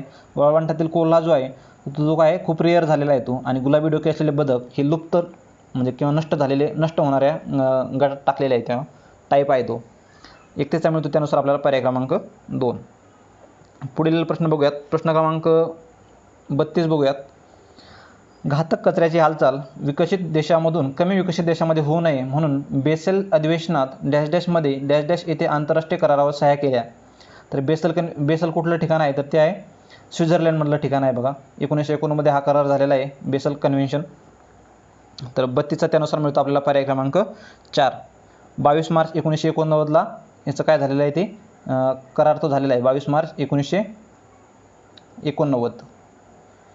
तर त्यानुसार मिळतो आपल्याला पर्याय क्रमांक 32चा इथं 4. आणि हा 89ला करार झालेला आहे आणि याची अंमलबजावणी जी आहे ती 1992 रोजी झालेली आहे. याची अंमलबजावणी देखील विचारली जाऊ शकते, हे तुम्ही लक्षात ठेवणं गरजेचं आहे. बेसल कुठं आहे, तर ते आहे स्वित्झर्लंडमध्ये. तर पुढील प्रश्नाकडे जाऊयात. औद्योगिक प्रदूषित पाण्याचा पुनर्वापर म्हणजेच ग्रीन डॉट कार्यक्रम. औद्योगिक म्हणजे प्रदूषित पाणी जे आहे तर त्याचा पुनर्वापर, त्याला ग्रीन डॉट कार्यक्रम म्हणतात. आणि या कार्यक्रमाची सुरुवात कोणत्या देशात झालेली आहे, ती झालेली आहे जर्मनी देशामध्ये. हा फॅक्च्युअल प्रश्न आहे, माहीत असणं गरजेचं आहे हा. तर 33चा मिळतो आपल्याला पर्याय क्रमांक 2. 34वा प्रश्न बघूयात. परिसंस्थेची रचना व तिच्या कार्याचा अभ्यास म्हणजेच परिस्थितिकी ही व्याख्या 1969 कोणी केली. इंग्लिशमध्ये वाचूयात आपण. Ecology is the study of structure and function of ecosystem. Ecology म्हणजे काय, तर ती स्ट्रक्चर आणि फंक्शन जे इकोसिस्टमचं, तर त्याचा अभ्यास म्हणजे इकॉलॉजी आहे. आणि अशी व्याख्या 1969 साली कोणी दिली होती, तर असा संबंधित प्रश्न आहे. तर ही व्याख्या दिली होती ओडम यांनी. ओडम, पर्याय क्रमांक 4. त्यानुसार आपल्याला 34चा मिळतो पर्याय क्रमांक 4. ओडम यांनी व्याख्या दिलेली आहे ती. तर 35वा प्रश्न बघूयात. ओझोनमध्ये घट झाल्याने जीवसृष्टीवर खालीलपैकी कोणते परिणाम होतात. तर ओझोनला जे छिद्र पडले त्याच्यामध्ये जी घट झाली आहे त्याच्यामुळे मानवी जीवनावर कोणते परिणाम होतात, असा प्रश्न आहे. तर बघूयात काय काय परिणाम होतात. माणसाच्या रोगप्रतिकारक क्षमतेचे नुकसान होऊ शकतं. वनस्पतीची वाढ खुंटणे होऊ शकते हे पण. नंतर तापमानात वृद्धी हे देखील होतेच. आणि मोतीबिंदू होण्याचे कारण हे देखील असू शकतं देतं. त्याच्यामुळे अशा विधानामध्ये शक्यतो ऑल ऑफ दी अबोव हे पर्याय तुम्ही चूज करणं गरजेचं असतं. आणि या संबंधित प्रश्नामध्ये देखील वरील सर्व हाच पर्याय इथं योग्य आहे. 35चा मिळतो आपल्याला पर्याय क्रमांक 4. पुढील प्रश्नाकडे जाऊयात. 35चा मिळतो पर्याय क्रमांक 4. 36वा प्रश्न बघूयात आपण आता. नीती आयोगाच्या 2017 ते 20 या त्रैवार्षिक आराखड्याची उद्दिष्टे दिलेली आहेत इथं. 17 ते 20 नुसार त्रैवार्षिक म्हणजे काय, कोणता 3 इयर ॲक्शन अजेंडा. तर 3 इयर ॲक्शन अजेंडामध्ये काय काय उद्दिष्ट आहेत ते दिलेले आहेत त्यांनी. सन 2022 पर्यंत शेतकऱ्यांचे उत्पन्न दुप्पट करणे, बरोबर आहे. सन 2022 पर्यंत प्रत्येक घरात वीज पुरवठा करणे, बरोबर आहे. 2022 पर्यंत प्रत्येक राज्यात केंद्रीय विद्यापीठाची स्थापना करणे, हे चुकीचं आहे. त्याच्यामुळे सी विधान चुकीचं आहे. ए आणि बी बरोबर आहेत. यानुसार जर बघितलं आपण तर 36चा आपल्याला पर्याय क्रमांक 4 इथं योग्य उत्तर मिळते. बाकी केंद्रीय विद्यापीठ हा मेन्समध्ये पण टॉपिक आहे राज्यसेवा मुख्य परीक्षेमध्ये. भारतामध्ये केंद्रीय विद्यापीठाची संख्या किती आहे, तर ती 54 आहे. आणि त्यांचा कायदा जो आहे केंद्रीय विद्यापीठ कायदा 2009चा आहे. याच्यावर देखील वारंवार प्रश्न विचारलेले आहेत. 54 विद्यापीठ आहेत आणि 2009चा त्याचा कायदा आहे. सी विधान चुकीचं आहे. ए आणि बी हीच विधाने बरोबर आहेत. त्याच्यानुसार आपल्याला पर्याय क्रमांक 4 इथं योग्य उत्तर मिळतं आहे. 36 आहे पर्याय क्रमांक 4. पुढील प्रश्नाकडे जाऊयात. प्रश्न क्रमांक 37 बघूयात. वातावरण बदलाबाबत राष्ट्रीय कृती नियोजन यांची शिफारस करते. राष्ट्रीय कृती नियोजन म्हणजे कोणती? National action plan on climate change recommends this. काय रिकमेंड करते नॅशनल ॲक्शन प्लॅन? तर टाकाऊ पदार्थापासून ऊर्जा अभियान, पदार्थापासून ऊर्जा अभियान, नंतर किनारपट्टी प्रांत संबंधी राष्ट्रीय अभियान, वात अभियान म्हणजेच काय तर ते विंड मिशन आहे, नंतर वातावरण बदल आणि आरोग्य अभियान. तर याच्यामध्ये वरीलपैकी सर्व येणं गरजेचं होतं आणि पण हा आयोगाने प्रश्न कॅन्सल केलेला आहे. म्हणजे पहिल्या कीनुसार तर आयोगानं वरीलपैकी यापैकी सर्व दिलं होतं. सेकंड कीमध्ये पण हा प्रश्न कॅन्सल केलेला आहे. मग मला वाटतं याच्यामध्ये विंड मिशन जे आहे तर हे ऑप्शन नसावं त्याच्यामध्ये, कारण मुलांनी ऑब्जेक्शन घेताना असे ऑब्जेक्शन घेतले होते एक्स्ट्रीम. म्हणजे माझा जर प्रश्न चुकला आहे तर मी याच्यामध्ये असे डीप सोर्स शोधणार एवढे की किंवा एखाद्या शब्दाचा असा अर्थ लावणार की आयोगाला तो प्रश्न शेवटी मग कॅन्सल करावा लागतो. तर एवढं ताणल्यामुळे थोडासा प्रश्न आयोगाने कॅन्सल केलेला असावा. अन्यथा या प्रश्नाचं उत्तर हे 4 असणं योग्य होतं. पण आयोगानं हा काय केलेलं इथं प्रश्न कॅन्सल केलेला आहे सेकंड कीनुसार. पहिल्या कीनुसार 4 दिलेलं होतं. तर पुढील प्रश्नाकडे जाऊयात आपण. 38वा प्रश्न बघूयात. पुढील विधाने विचारात घ्या. चला घेऊयात आपण विधाने विचारात. आता हे इकॉनॉमिक्सच्या संबंधित प्रश्न आहेत बघा. रांगती चलनवाढ ही आर्थिक वृद्धी आणि अनुकूल परिणामांसाठी फायदेशीर असू शकते. बरोबर आहे. थोडंसं इन्फ्लेशन म्हणजे क्रिपिंग इन्फ्लेशन जे आहे तर ते इकॉनॉमीमध्ये असणं गरज आहे. त्या इकॉनॉमिक म्हणजे इन्फ्लेशन असलं तरच आपली इकॉनॉमिक ग्रोथ म्हणजे आर्थिक वाढ ही होत असते. त्याच्यामुळं पर्याय क्रमांक 1 इथे योग्य आहे. चलनवाढीच्या काळात पैशाचे मूल्य वाढते. तर हे चुकीचं आहे. पैशाचे मूल्य कमी होते. म्हणजे आज पेट्रोल भरण्यासाठी तुम्हाला 120 रुपये लागतात. तर यानुसार तुमची पैशाची किंमत कमी झाली आहे. तुम्हाला 1 लिटर पेट्रोल हे 80 रुपयात मिळत होतं. त्यामुळे म्हणजे 80 रुपयात 1 लिटर पेट्रोल होतं म्हणजे पैशाची किंमत इथं चांगली होती. तुम्हाला 80 रुपयातच 1 लिटर भेटत होतं. आज तुम्हाला 120 रुपये द्यावे लागतात. म्हणजे इथं पैशाची किंमत कमी झालेली आहे. म्हणजे बी विधान चुकीचं ठरतं आहे. तर ए विधान बरोबर आहे. बी चुकीचं आहे. चलनवाढ ही ऋणकोला लाभदायक असते. बरोबर आहे. ऋणकोला लाभदायक काय असते? समजा चलनवाढ भाववाढ होण्याअगोदरच आपण लोन घेऊन ठेवलेलं आहे आणि भाववाढ जर झाली असती नंतर लोन घेतलं असतं तर आपल्याला ते लोन अजून महागात पडलं असतं. त्याच्यामुळे चलनवाढ ही ऋणकोला लाभदायक असते. बरोबर आहे. चलनवाढीमुळे उत्पन्नातील विषमता कमी होते. हे चुकीचं आहे साप. जे गरीब आहेत त्यांचा आज समजा तेलपुडा जरी घ्यायला गेले तुम्ही तर 190 रुपयापर्यंत रेट हे तेलपुड्याचे आहेत. म्हणजे एखाद्या गरिबानं 200 रुपये मजुरी कमवली तर त्याचा 190 रुपये हे फक्त तेलावरच खर्च होणार आहेत. याच्यामुळे काय होणार आहे तर ती प्रत्येक गटामधली ही विषमता ही वाढत जाणारी आहे. त्याच्यामुळे डी विधान देखील चुकीचं आहे. तर आपल्याला बरोबर विधानं विचारले आहेत त्यांनी. ए आणि सी हेच विधान इथं बरोबर मिळतात. तर ए आणि सी असे पर्याय क्रमांक आपल्याला 4मध्ये मिळतात. तर 38चा मिळतो आपल्याला पर्याय क्रमांक 4. पुढील प्रश्नाकडे जाऊयात. प्रश्न क्रमांक 39 बघूयात. पुढीलपैकी कोणती विधाने बरोबर आहेत? 2019च्या जागतिक विकास अहवालानुसार मानवी भांडवल निर्देशांक हा श्रमिकांच्या पुढील पिढ्यांच्या उत्पादकतेसंदर्भात सूचित करतो. इंग्लिशमध्ये बघूयात. तर ह्युमन कॅपिटल इंडेक्स. तर ह्युमन कॅपिटल इंडेक्स जो आहे तो पहिल्यांदाच 2018मध्ये लॉन्च केलेला आहे बघा. तर त्याच्यामुळे न्यूजमधला म्हणता येईल त्याला किंवा करंटमधला देखील म्हणता येईल.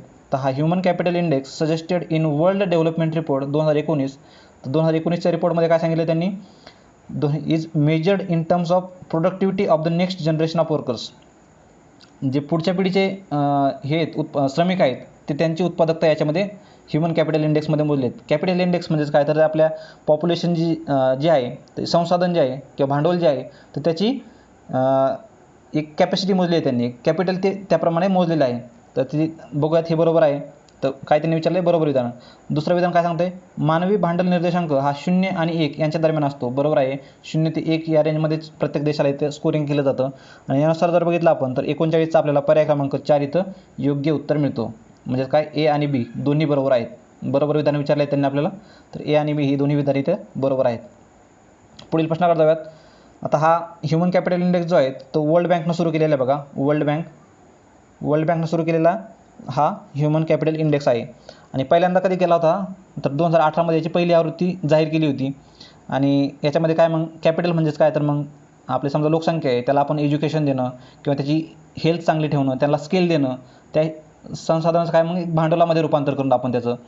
तर ते कॅपिटल किती आहे म्हणजे हे लोक म्हणजे भारतातील लोकांना एज्युकेशन दिलं किंवा त्यांना चांगलं आरोग्य दिलं, शिक्षण दिलं तर त्यांनी किती प्रकारे त्यांची प्रोडक्टिव्हिटी वाढू शकते. तर हे ह्युमन कॅपिटल इंडेक्समध्ये मोजलं जातं. आणि भारताचा 2020चा जो ह्युमन कॅपिटल इंडेक्स जो आहे त्याच्यामध्ये आपली 116वी रँक आहे. हे देखील तुम्ही लक्षात ठेवणं गरजेचं आहे. आणि या रँकमध्ये सिंगापूर हे पहिल्या क्रमांकावर आहे. सिंगापूर तर हे आहे ह्युमन कॅपिटल इंडेक्स संबंधित प्रश्नाचा पर्याय क्रमांक 4 इथे योग्य उत्तर होतं. 40वा प्रश्न बघूयात. नागरी नियोजन आणि प्राचीन वारशाचे जतन हा उद्देश समोर ठेवून केंद्रीय गृह व नागरी खात्यांतर्गत कोणती योजना राबवली जाते? योजना राबवली जाते बघा. कोणती? Housing and urban affairs is implementing which scheme for urban planning and heritage conservation. म्हणजे शहरी नियोजन आणि हेरिटेज म्हणजे कोणतं आपलं प्राचीन वारसा जो आहे तर त्याचं जतन करण्यासाठी कोणती स्कीम राबवली जाते? ती सर्वांनाच माहिती आहे, हृदय स्कीम आहे. इथं समोर तुम्हाला दिसलं असं स्क्रीनमध्ये. तर ही हृदय स्कीम ह्या अर्बन प्लॅनिंग आणि हेरिटेज कन्झर्वेशनसाठी राबवली जाते. तर ही स्कीम कधी झाली होती? आता पुढं हा देखील प्रश्न विचारला जाऊ शकतो. तर ती झाली होती लॉन्च 21 जानेवारी 2015 रोजी. आणि या संबंधित सर्व स्कीमचा मी व्हिडिओ देखील बनवलेला आहे, त्याची तुम्हाला खाली डिस्क्रिप्शनमध्ये लिंक आहे. जवळपास 60 ते 70 स्कीमा त्याच्यामध्ये मी कवर केलेल्या आहेत अशा हृदयसारख्या. तर ते देखील व्हिडिओ तुम्ही नक्कीच बघू शकता. 21 जानेवारी 2015 रोजी ही स्कीम लॉन्च झाली होती. आता हृदयचा फुल फॉर्म काय हा देखील विचारला जाऊ शकतो. तर हृदय म्हणजे एच म्हणजेच हेरिटेज, म्हणजे याचा फुल फॉर्म जर बघितला आपण, heritage city development and augmentation योजना ही. तर ही हृदय योजना, heritage city development and augmentation योजना. इथं देखील तुम्हाला दिसत असेल स्क्रीनमध्ये. तर पुढील प्रश्नाचा बघूयात प्रश्न आता. 41वा प्रश्न बघूयात. 11व्या पंचवार्षिक योजनेअंतर्गत देखरेख मोजमाप करता येण्याजोग्या 27 किती मुख्य गटात विभाजन केले आहे? तर हे 27 लक्ष जे होते ते त्यांचं किती गटात विभाजन केलं होतं असा प्रश्न येतो.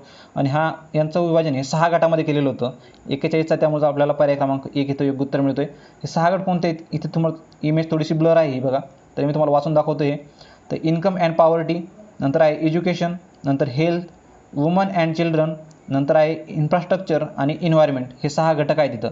इन्कम अँड पॉवर्टी, एज्युकेशन म्हणजे शिक्षण, हेल्थ आरोग्य म्हणजे महिला व महिला विकास, नंतर आहे इन्फ्रास्ट्रक्चर आणि एन्व्हायरमेंट पर्यावरण. हे इथं 6 घटकामध्ये याचं विभाजन केलेलं होतं या 27 लक्षांचं. तर पुढील प्रश्न बघूयात आपण. प्रश्न क्रमांक 42 बघूयात. 41चं आपल्याला 6 गटामध्ये विभाजन केलेलं आहे. 42वा प्रश्न बघूयात. शाश्वत विकास ध्येयांच्या म्हणजे सस्टेनेबल डेव्हलपमेंट गोलच्या संदर्भात खालीलपैकी कोणती विधाने ही योग्य आहेत? तर शाश्वत विकासाच्या संदर्भातील संयुक्त राष्ट्राची परिषद रिओ दी जेनेरो येथे 2015मध्ये झाली. तर हे चुकीचं आहे, 2012 पाहिजे इथं. 2012 रोजी झालेली आहे ती. आणि शाश्वत विकास ध्येय जागतिक ध्येय म्हणूनही ओळखले जातात, बरोबर आहे. हे चुकीचं आहे, बी बरोबर आहे. सीमध्ये काय सांगतंय?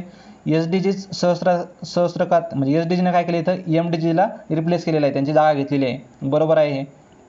हे MDG 2015 रोजी संपले आणि तेव्हापासूनच हे SDG सुरू झालेले आहेत, त्याच्यामुळे सी विधान बरोबर आहे. नंतर SDG जानेवारी 2012 पासून अस्तित्वात आले आहेत, हे चुकीचं आहे. इथं 2015 पाहिजे, 2015 पासून ते अस्तित्वात आलेले आहेत. म्हणजे हे 12 इथं पाहिजे होतं आणि हे 15 इथं पाहिजे होतं, तेव्हा ही दोन्ही विधानं बरोबर ठरली असती. तर संबंधितमध्ये फक्त बी आणि सी ही विधाने बरोबर आहेत. तर आपल्याला योग्य विधाने विचारली आहेत, म्हणजे बी आणि सी योग्य असणार आहे, म्हणजे पर्याय क्रमांक 3 इथं योग्य उत्तर मिळतोय. 42चा आहे पर्याय क्रमांक 3. म्हणजे एवढं तुम्हाला डिटेल थोडंसं लक्षात ठेवणं गरजेचं आहे. 2015 पासून सुरू झालेले आहेत, म्हणजे आपल्याला भलेही माहीत असतं पण एक्झाममध्ये आपल्याला प्रेशर असतं, त्याच्यामुळे आपलं थोडंसं अशा सिली मिस्टेक होत असतात, त्याच्यावर थोडंसं काम करणं गरजेचं आहे. 42चा मिळतो आपल्याला पर्याय क्रमांक 3. तर पुढचा प्रश्न बघूयात. 43वा प्रश्न बघूयात आता. पेन्शन संबंधी प्रधानमंत्री श्रमयोगी मानधन योजना ही योजना देखील मी त्या योजनांच्या व्हिडिओमध्ये कव्हर केलेली आहे आणि त्याचा स्क्रीनशॉट इथे तुम्हाला दिसतोय बघा. तर ही प्रधानमंत्री श्रमयोगी मानधन योजना भारतीय अर्थव्यवस्थेतील कोणत्या क्षेत्रातील कामगारांसाठी लागू केलेली आहे? तर ती असंघटित क्षेत्रातील कामगारांसाठी लागू केलेली आहे. तर असंघटित कामगार कोणते येतात? मग बांधकाम मजूर देखील येतात, त्याच्यामध्ये दृकश्राव्य कामगार देखील येतात, मध्यान्ह भोजन उपक्रमातील कामगार देखील येतात. म्हणजे वरीलपैकी 3ही याच्यामध्ये समावेश होतो. त्याच्यानुसार आपल्याला 43चा मिळतो पर्याय क्रमांक 4. तर चला पुढील प्रश्नाकडे जाऊयात आपण. 43वा प्रश्न. या योजनेबद्दल अजून तुम्हाला डिटेल माहिती घ्यायची असेल किंवा बाकीच्या योजनांबद्दल माहिती हवी असेल तर तुम्ही डिस्क्रिप्शनमध्ये त्याची लिंक आहे योजना संबंधित व्हिडिओची, ती तुम्ही त्याच्यावर क्लिक करून तो व्हिडिओ तुम्ही बघू शकता. खूप डिटेल आणि सुंदर असं एक्सप्लेनेशन मी त्याचे केलेलं आहे त्याचं. 44वा प्रश्न बघूयात आता. निव्वळ राष्ट्रीय उत्पन्नासंबंधात कोणते विधान अयोग्य आहे? अयोग्यला लगेच गोल करून ठेवायचं. 44वा प्रश्न. हा प्रश्न आयोगाकडून कॅन्सल केलेला आहे, याच्यामध्ये थोडंसं डाऊटफुल होतं. याचा अगोदर आयोगाने सर 3 दिलेलं म्हणजे बी दिलेलं होतं. म्हणजे याच्यात निर्यात आयात म्हणजे आता डायरेक्टली मी सांगतो तुम्हाला, त्यांनी नेट नॅशनल प्रोडक्ट विचारलं आहे. नेट म्हणजेच काय, तर नेटमध्ये डिप्रिशिएशन मायनस होतं. विधान 3 मध्ये तेच सांगते. ह्याला निव्वळ उत्पन्न म्हणतात, कारण यामध्ये सकल राष्ट्रीय वार्षिक उत्पन्नातून भांडवली घसाऱ्याची वजावट केली जाते. जे डिप्रिशिएशन जे आहे तो मशीनचा किंवा भांडवलाचा जो घसारा झालेला आहे तो आपल्या राष्ट्रीय उत्पन्नातून वजा केला जातो आणि त्यालाच मग नेट शब्द त्याच्यामध्ये ॲड होतो. तर हे आहे नेट. नॅशनल म्हणजेच काय, तर नॅशनल म्हणजेच काय, तर आपला बाहेरचं एक्सपोर्ट इम्पोर्ट जे आहे किंवा बाहेरून परदेशातून येणारं निव्वळ उत्पन्न जे आहे आपलं ते देखील याच्यामध्ये समाविष्ट असतं त्याच्यामध्ये. त्याच्यामुळे हे विधान चुकीचं आहे. इथं काय उत्तर हवं होतं त्याचं, ए आणि बी असा पर्याय असणं गरजेचं होतं, पण ए आणि बी असा पर्यायच नाही इथं, ए आणि बी. तर असा पर्याय नसल्यामुळे आयोगाला हा प्रश्न काय कॅन्सल करावा लागलेला आहे. अयोग्य उत्तर काय इथं 2, ए आणि बी हे उत्तर इथं अयोग्य आहेत. फक्त विधान सी जे आहे तेच योग्य आहे फक्त इथं. तर ही वरची व्याख्या दिलेली आहे, आर्थिक वर्षात केलेले वस्तू व सेवांचे उत्पादन हे NDP बद्दल झालं आहे, नॅशनल डोमेस्टिक प्रोडक्ट. तर NDP बद्दल झालं आहे, त्यांनी NNP बद्दल द्यायला होतं, त्यामुळे ए देखील चुकीचा आहे. हा प्रश्न कॅन्सल केलेला आहे याकडून. 45वा प्रश्न बघूयात. असं निरीक्षणात आलं आहे की पर्यावरण शाश्वतता हे उद्दिष्ट व आर्थिक वृद्धीचे उद्दिष्ट यात नेहमी संघर्ष करतो. म्हणजेच काय, तर environmental sustainability often conflicts with the growth objective. म्हणजे ग्रोथ व्हायची असेल तर इन्व्हायरमेंटला इथे धोका पोहोचतोच. म्हणजे आपण मोठ्या प्रमाणात कंपनीचं इस्टॅब्लिश करतो, इंडस्ट्री इस्टॅब्लिश करतो, त्यामुळे काय होतं, पर्यावरणामध्ये वेगवेगळे गॅसेस सोडले जातात किंवा पाण्याचं प्रदूषण होतं. तर हे त्याच्यामुळे इथं एकमेकाला ते काय आहेत, विरोध आहेत. हे बरोबर आहे. There is a trade off between development and environmental sustainability. आता इंग्लिशमध्ये तेवढंसं कळणार नाही, पण मराठीत वाचलं तर विकास व पर्यावरण शाश्वतता यामध्ये नेहमी परस्पर विरोध ट्रेड ऑफ दिसतो आपल्याला. तरी नेहमीच दिसत नाही, असा एका लिमिटपर्यंत दिसतोय आपल्याला. आता हा कुझनेटचा कर्व बघा, इन्व्हायरमेंट संबंधित कुझनेटचा कर्व बघितला आपण, तर सुरुवातीला ग्रोथ होताना हा सुरुवातीला इन्व्हायरमेंटचा तिथं जास्तीत जास्त ऱ्हास होत चालतो आणि शेवटी तो येतोय इंडस्ट्रियल ग्रोथ एक चांगल्या प्रमाणात झाल्यानंतर तो हळूहळू कमी व्हायला लागतो. म्हणजे नेहमीच हा ट्रेड ऑफ असतो असं नाही आहे. त्याच्यामुळे विधान बी चुकीचं आहे, ए बरोबर आहे. तर आपल्याला त्यांनी बरोबर विचारलं आहे, त्यांनी म्हणजे पर्याय क्रमांक 1 हा इथं योग्य उत्तर मिळतो आपल्याला. 45चा मिळतो आपल्याला पर्याय क्रमांक 1. 46वा प्रश्न बघूयात. पुढील विधाने विचारात घ्या. राष्ट्रीय सोलार मिशन 2010 मध्ये सुरू झाले, नॅशनल सोलार मिशन. बरोबर आहे हे तुम्हाला पर्यावरणाच्या कुठल्याही पुस्तकामध्ये मिळून जाईल किंवा तुम्ही शंकर IAS वाचला असाल तर शंकर IASमध्ये देखील आहे किंवा घोरपडे सरांच्या पर्यावरणाच्या पुस्तकात देखील आहे. नंतर सन 2021-22 पर्यंत 1,00,000 मेगावॅट वीज निर्मिती करणे हे त्याचे उद्दिष्ट आहे. हे देखील बरोबर आहे. दोन्ही विधाने बरोबर आहेत, त्यामुळे पर्याय क्रमांक 3 इथं योग्य उत्तर मिळतोय. 46चा आहे पर्याय क्रमांक 3. 47वा प्रश्न बघूयात. RERA real estate regulation and development act आहे 2016चा. तर सन 2016चा ॲक्टमध्येच नाव आहे त्याचं. आणि हा न्यूजमध्ये कशामुळे आला होता, तर हे जम्मू काश्मीरमध्ये तो लागू झाला होता, त्याच्यामुळे हा न्यूजमध्ये होता. तर हा 2016मध्ये संमत झालेला ॲक्ट आहे रेरा. नंतर आहे घरांच्या खरेदीदारांचे हित सांभाळणे हे त्याचे उद्दिष्ट आहे. बरोबर आहे हे. नंतर जम्मू काश्मीर राज्यात लागू नव्हता हा अगोदर, आता लागू झालेला आहे. हे देखील बरोबर आहे. त्यानुसार आपल्याला वरीलपैकी सर्व विधाने ही बरोबर आहेत असा पर्याय 47चा मिळतो पर्याय क्रमांक 4. 47 आहे पर्याय क्रमांक 4. हे करंटमधलं आहे बघा. म्हणजे ऑगस्ट 2020मध्ये ही न्यूज आलेली होती. तुम्ही कुठल्याही मॅगझिनमध्ये हे चेक करू शकता, ऑगस्ट 2020मध्ये. तर पुढील प्रश्न बघूयात. 48वा प्रश्न बघूयात. भारतीय लोकसंख्येच्या बाबतीत खालीलपैकी काय खरे आहे विचारलं त्यांनी खरे. तर वार्षिक लोकसंख्या वृद्धी दर घटत आहे. बरोबर आहे. लोकसंख्येचा वृद्धी दर जो आहे तो वाढण्याचा दर आपला हा घटत आहे आता. म्हणजे लोकसंख्या वाढत्या दराने म्हणजे घटत्या दराने वाढत आहे आपली लोकसंख्या आता. म्हणजे लोकसंख्येचा वृद्धी दर हा घटत आहे. तर लोकसंख्येतील तरुण लोकसंख्येचा हिस्सा कमी होण्यास सुरुवात झालेली आहे. म्हणजे अगोदर लोकसंख्येचा हिस्सा आपला जसा वाढत होता, तर आता लोकसंख्येचा वृद्धी दर कमी झाल्यामुळे तरुण लोकसंख्येचा हिस्सा देखील आता कमी होण्यास सुरुवात झालेली आहे. तर तो काय आहे पर्याय क्रमांक बी देखील बरोबर आहे. म्हणजेच खरे आहे विचारले त्यांनी. पर्याय क्रमांक 3 इथे योग्य उत्तर मिळतो. आज देखील तरुणांची संख्या मोठ्या प्रमाणात आहे आपल्याकडं. म्हणजे सरासरी वय जे आहे आपल्या तर 29 वय वर्ष हे 29 भारताचं सध्याचं 2020मध्ये सरासरी वय आहे लोकसंख्येचं. पण या तरुण लोकसंख्येमध्ये जो काय भर पडत आहे किंवा ते लोकसंख्येचा हिस्सा जो आहे तो कमी होण्यास सुरुवात झालेली आहे आता. त्यामुळं बी विधान देखील बरोबर आहे. तर 48चा मिळतो आपल्याला पर्याय क्रमांक 3. पुढील प्रश्नाकडे जाऊयात. 49वा प्रश्न बघूयात. पुढीलपैकी यांचा सहस्त्रकीय विकास उद्दिष्टामध्ये समावेश नाही. म्हणजे SDGमध्ये MDGमध्ये कोणत्या गोष्टीचा समावेश नाही आहे. तर प्राथमिक शिक्षणाचे सार्वत्रिकरण शिक्षण आहे. बरोबर आहे. नाही विचारले त्यांनी आपल्याला. स्त्री पुरुष समानतेस म्हणजे इक्वेलिटी आहे. अर्भक मृत्यूचे म्हणजे काय, तर ते आहे इन्फंट मॉर्टॅलिटी, हे इथं समावेश नाही आहे त्याचा. पर्यावरणीय शाश्वतता हे देखील आहे. त्यानुसार आपल्याला 49चा मिळतो पर्याय क्रमांक 3. सी तिथं नाही आहे. अर्भक मृत्यू दराचा असा उल्लेख कुठला नाही. तिथं चाइल्ड मॉर्टॅलिटी आहे, बालमृत्यू दर आहे तिथं. त्याच्यामुळे आपल्याला सी विधान चुकीचं आहे 49चा, त्यानुसार आपल्याला पर्याय क्रमांक 3 इथे योग्य उत्तर मिळतोय. MDG जे आहे ते बघा 2001 पासून तर 2001 पर्यंत 15पर्यंत हे MDG होते आणि 2015 पासून पुन्हा 30पर्यंत जे आहेत आता SDG सुरू झाले आहेत, सस्टेनेबल डेव्हलपमेंट गोल्स. तर याच्यामध्ये काय आहेत 8 ध्येय आणि 12 लक्ष्य आहेत. हे देखील नंबर विचारलेला आहे मेन्सला बऱ्याचदा. 8 ध्येय 12 लक्ष्य आणि 35 निर्देशक आहेत त्याच्यामध्ये MDG मध्ये. तर हे तुम्ही नोट करून ठेवणं गरजेचं आहे. संबंधित प्रश्नाचा आहे पर्याय क्रमांक 3 इथे योग्य उत्तर. पुढील प्रश्नाकडे जाऊयात. 50वा प्रश्न बघूयात. खालीलपैकी कोणते विधान राष्ट्रीय लोकसंख्या धोरण 2000च्या ध्येय साध्य करण्याच्या संदर्भात योग्य आहेत? आता 2000चा आपलं लोकसंख्या धोरण आहे त्या संबंधित हा प्रश्न आहे बघा. तर मुले आणि मुली या दोघांच्या बाबतीत प्राथमिक आणि माध्यमिक शाळा पातळीवरील गळती, हे गळतीचं लोकसंख्या धोरणामध्ये संबंधच नाही, त्याच्यामुळे हे चुकीचं आहे. इथे योग्य विचारलं आहे त्यांनी आपल्याला. ए एलिमिनेट करा, मग ए एलिमिनेट आहे हा. नंतर जन्माच्या वेळेचा दर हजारी अर्भक मृत्यूदर हा 20पेक्षा कमी करणं हे देखील चुकीचं आहे, त्याच्यामुळे बी देखील एलिमिनेट करा. बी एलिमिनेट केला आपल्याकडे सी आणि डीच पर्याय मिळतो. जरी तुम्हाला वर्ष 2 विधानं माहीत नसेल, हे तर माहीत आहे प्राथमिक शाळाचा असा उल्लेख नसला पाहिजे लोकसंख्या धोरणामध्ये, पण जन्माच्या वेळेचे माता मृत्यूदर गुणोत्तर दर लाखामागे 100पेक्षा खाली आणणे हे शुअर शॉट माहीत आहे. हे सर्वच पुस्तकात तुम्हाला वाचण्यात आलेलं असेल तुमच्या. शुअर शॉट आहे, म्हणजे सी असणारा पर्याय ए आणि 1 आणि 4मध्ये मिळतो आपल्याला, पण ए आपल्याला चुकीचं आहे माहिती आहे, त्याच्यामुळे ए हा एलिमिनेट होतोय आणि पर्याय क्रमांक 4 इथे आपल्याला योग्य उत्तर मिळतो. नंतर जन्म, मृत्यू, विवाह आणि गरोदरपणा या संबंधित नोंदणी 100%पर्यंत साध्य करणे हे देखील त्याच्यामध्ये नमूद केलेलं होतं. तर 50च्या मिळतो आपल्याला पर्याय क्रमांक 4. सी आणि डी ही विधाने योग्य आहेत. 50 आहे पर्याय क्रमांक 4. 51वा प्रश्न बघूयात आता इथून सायन्सचे प्रश्न सुरू झाले बघा विज्ञानाचे. तर अणू हा विद्युतभारदृष्ट्या उदासीन असतो, बरोबर आहे. इथं जो आहे तो प्रोटॉन आपला न्यूक्लियस जो आहे तो पॉझिटिव्ह असतो आणि फिरणारे इलेक्ट्रॉन जे आहेत निगेटिव्ह असतात आणि एकमेकाला ते बॅलन्स करतात आणि त्याच्यामुळे हा विद्युतभारदृष्ट्या काय असतो उदासीन असतो, न्यूट्रल असतो. केंद्रकाभोवती फिरणाऱ्या सर्व इलेक्ट्रॉनचा ऋण विद्युत प्रभार व केंद्रकावरील ऋण प्रभार हा समान असतो. तर केंद्रकावरील ऋण नसलं पाहिजे, केंद्रकावरील धन प्रभार असतो इथं, त्याच्यामुळे बी विधान चुकीचं आहे. ए विधान बरोबर आहे. विचारलं काय त्यांनी आपल्याला, तर बरोबर विधान विचारलेले आहेत त्यांनी, म्हणजेच ए बरोबर आणि बी चूक. पर्याय क्रमांक 3 इथं योग्य उत्तर मिळतो. 51 आहे पर्याय क्रमांक 3.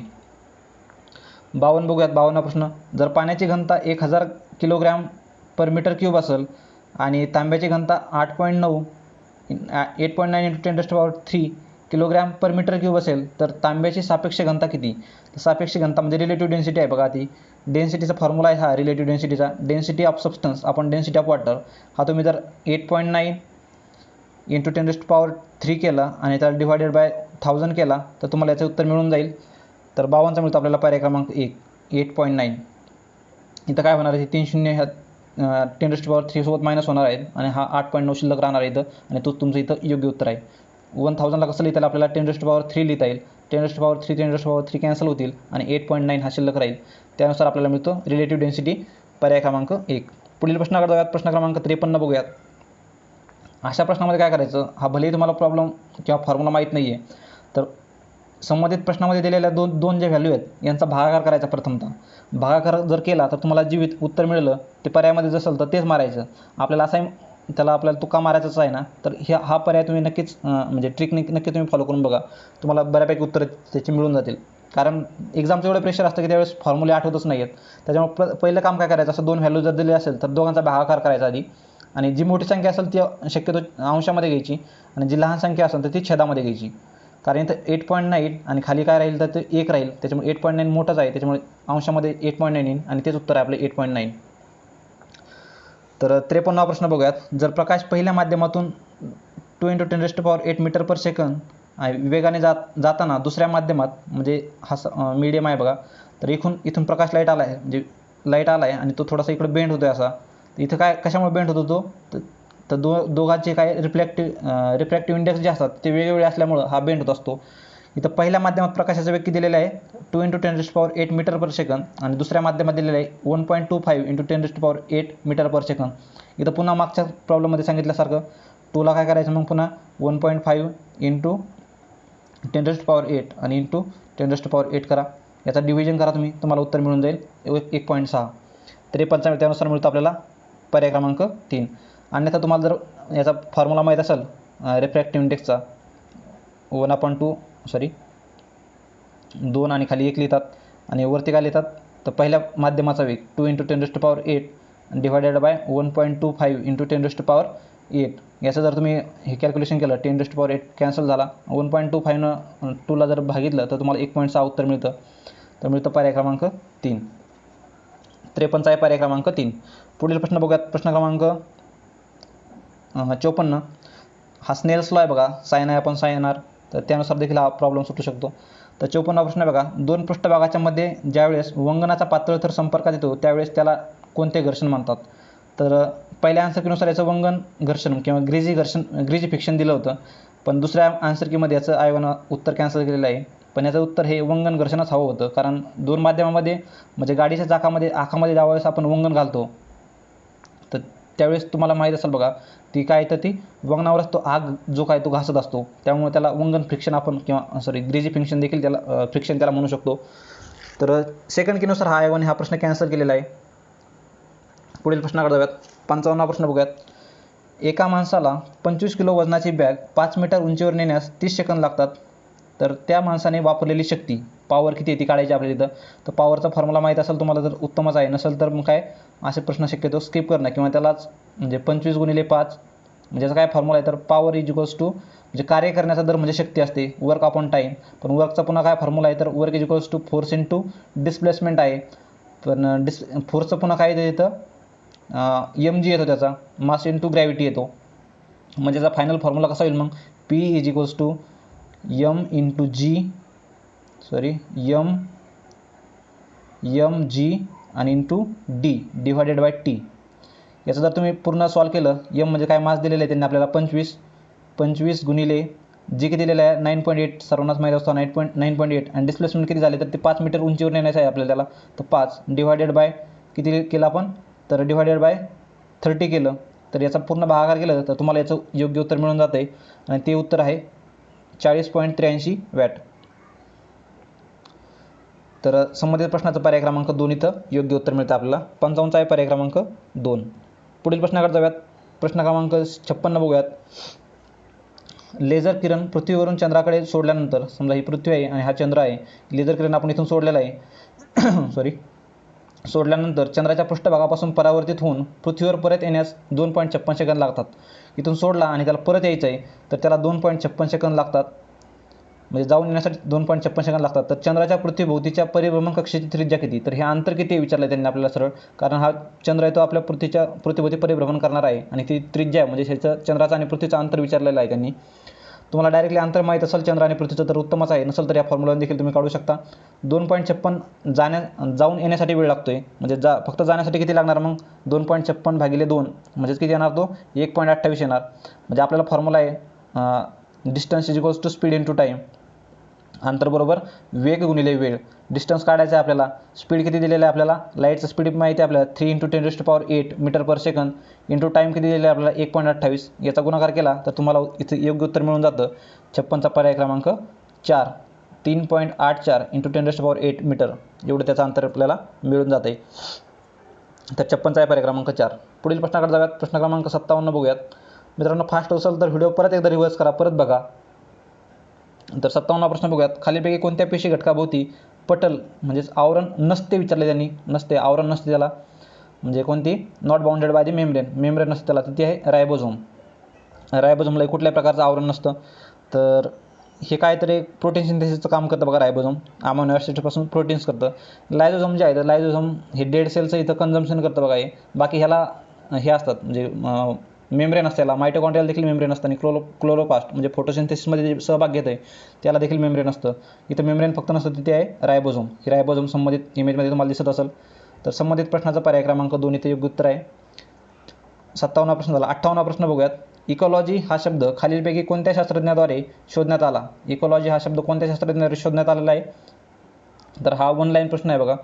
तर हे फॅक्च्युअल डेटा आहे, हा माहीत असणं गरजेचं असतं आपल्याला. आणि जरी माहीत नसेल ना, थोडंसं पर्यायाचा अभ्यास करायचा. मग चार्ल्स क्रिब आहे, E.G. टॅन्सली आहे आणि हा पर्याय बघा थोडासा ऑड वाटतो आहे आपल्याला, याचं पूर्ण नाव दिलेलं आहे.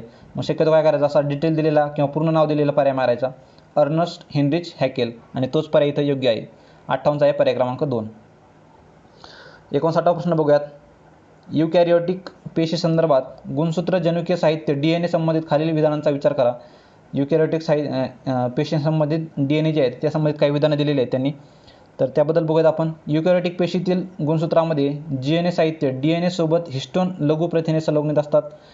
नंतर या प्रथिनामध्ये आर्जिनिन म्हणजे इंग्लिशमध्ये बघत आपण याला आता, this proteins are rich in basic amino acids arginine and lysine. तर हे शक्यतो आपण काय करायचं, असे आपल्याला सायन्समधली वाचनातले असले तरी आपल्याला लक्षात राहत नाही असे स्टेटमेंट, तर शक्यतो हे बरोबर धरून चालायचे. बळच एखाद्या विधानाला चुकीचं गृहीत धरायचं नाही, बरोबरच धरून चालायचे. पहिलं विधान देखील बरोबर धरूयात. नंतर दिस प्रोटीन लॅक ट्रॅप्टोफॅन, तर हे देखील बरोबर धरूयात. आणि त्यानुसार आपल्याला वरील तीनही विधाने ही बरोबर आहेत असं धरून चालायचं. आणि पर्याय देखील तोच इथं योग्य आहे. ही तीनही विधाने बरोबर आहेत, त्यानुसार आपल्याला पर्याय क्रमांक 2 इथं योग्य उत्तर मिळतो. यासाठी रट्टा मारण्याची गरज नाही आहे, कॉमन सेन्स लावायचा. शक्यतो कोणत्याही अशा विधानाला पॉझिटिव्ह स्टेटमेंटला म्हणजे त्याला आपण चुकीचं ठरवायचं नाही, त्याला बरोबर गृहीत धरून चालायचं आणि वरीलपैकी सर्व त्याच्यानुसार आपल्याला इथं योग्य उत्तर मिळतं आहे. 60वा प्रश्न बघूयात आता. खालीलपैकी कोणती प्रक्रिया श्वसन प्रक्रियेत अंतर्भूत नाही? तर ही फॅक्च्युअल डेटा आहे. केल्विन सायकल जी आहे, तर केल्विन सायकल ही फोटोसिंथेसिस संबंधित आहे, ही श्वसन प्रक्रिया संबंधित येत नाही ती. बाकी ह्या ग्लायकोलिसिस, सायट्रिक ॲसिड सायकल आणि इलेक्ट्रॉन ट्रान्सपोर्ट चेन जे आहे तर ह्या श्वसन क्रिया संदर्भात आहेत. फक्त 60चा पर्याय क्रमांक 1 जो आहे तर तो केल्विन सायकल ही श्वसन क्रिये संबंधित येत नाही, म्हणजे कोणती रिस्पायरेटरी प्रोसेस संबंधित नाही आहे ती. 61वा प्रश्न बघूयात. पोलिओ हा विषाणूजन्य आजार आहे. पोलिओ हा प्रश्न कॅन्सल केलेला आहे, कारण इथं काय झालं आहे की ऑप्शनच नाही आहे त्याचा. हा विषाणूजन्य आजार विषाणूमुळे होत नाही, तर तो RNAमुळे होतो. तर RNA विषाणूमुळे होता हा, त्याच्यामुळे ए चुकीचं आहे. आपल्याला बरोबर विचारलं आहे, म्हणजे ए इलिमिनेट करा. ए इलिमिनेट. या B आणि C मध्ये आणि C आणि D मध्ये निवडायचे, पण खालचे तीनही विधाने बरोबर आहेत, म्हणजे पर्याय क्रमांक आपल्याला B, C, D असा हवा होता, पण तसा पर्याय नसल्यामुळे काय झालं आहे, आयोगाकडून हा प्रश्न कॅन्सल केला गेलेला आहे.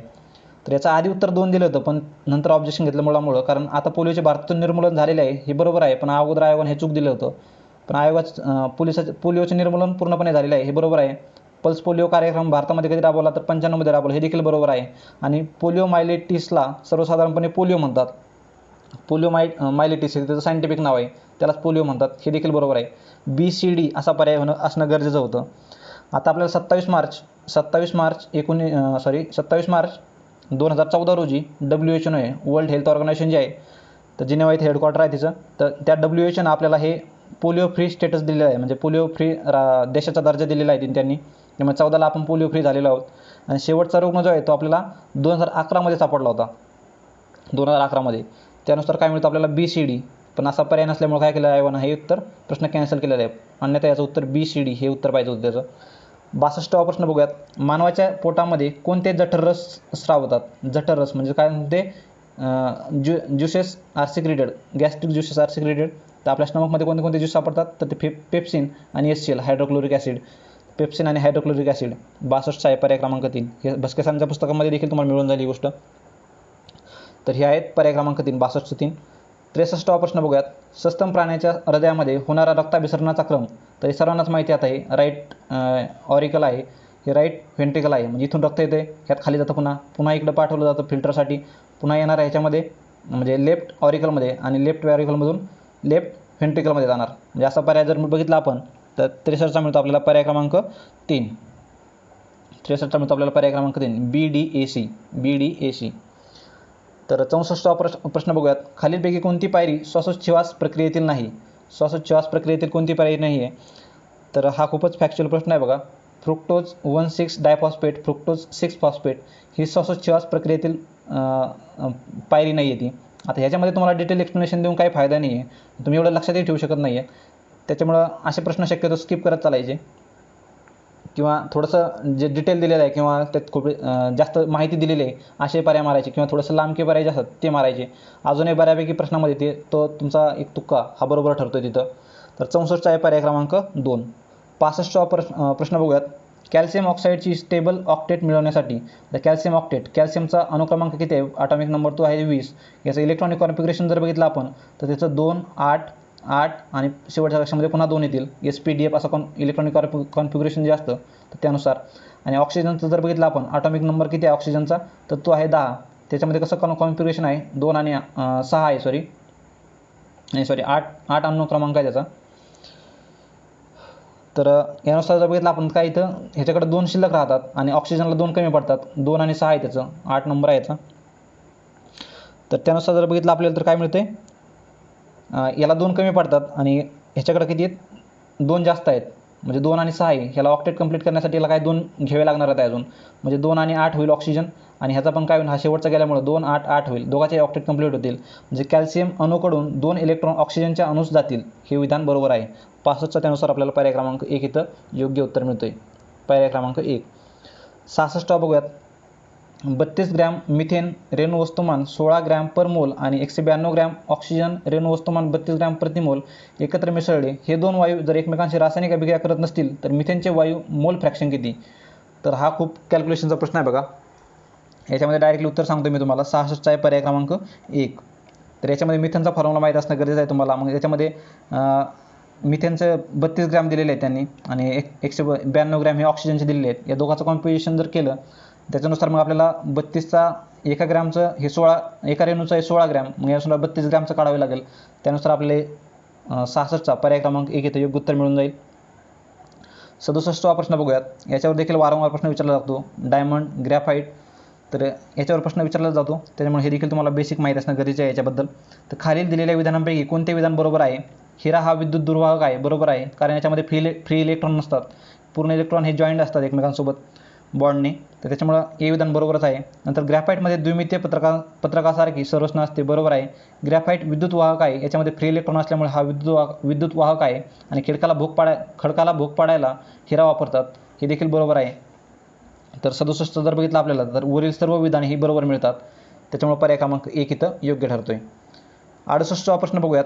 कोणाची आयनन म्हणजे ऊर्जा ही सर्वात जास्त आहे. आयनन ऊर्जा म्हणजेच काय, तर ती आयोनायझेशन एनर्जी. आयोनायझेशन एनर्जी म्हणजे काय असती, तर शेवटच्या कक्षेमधला जो इलेक्ट्रॉन आहे तो काढण्यासाठी लागणारी एनर्जी, तर त्याला आयोनायझेशन एनर्जी म्हणतात.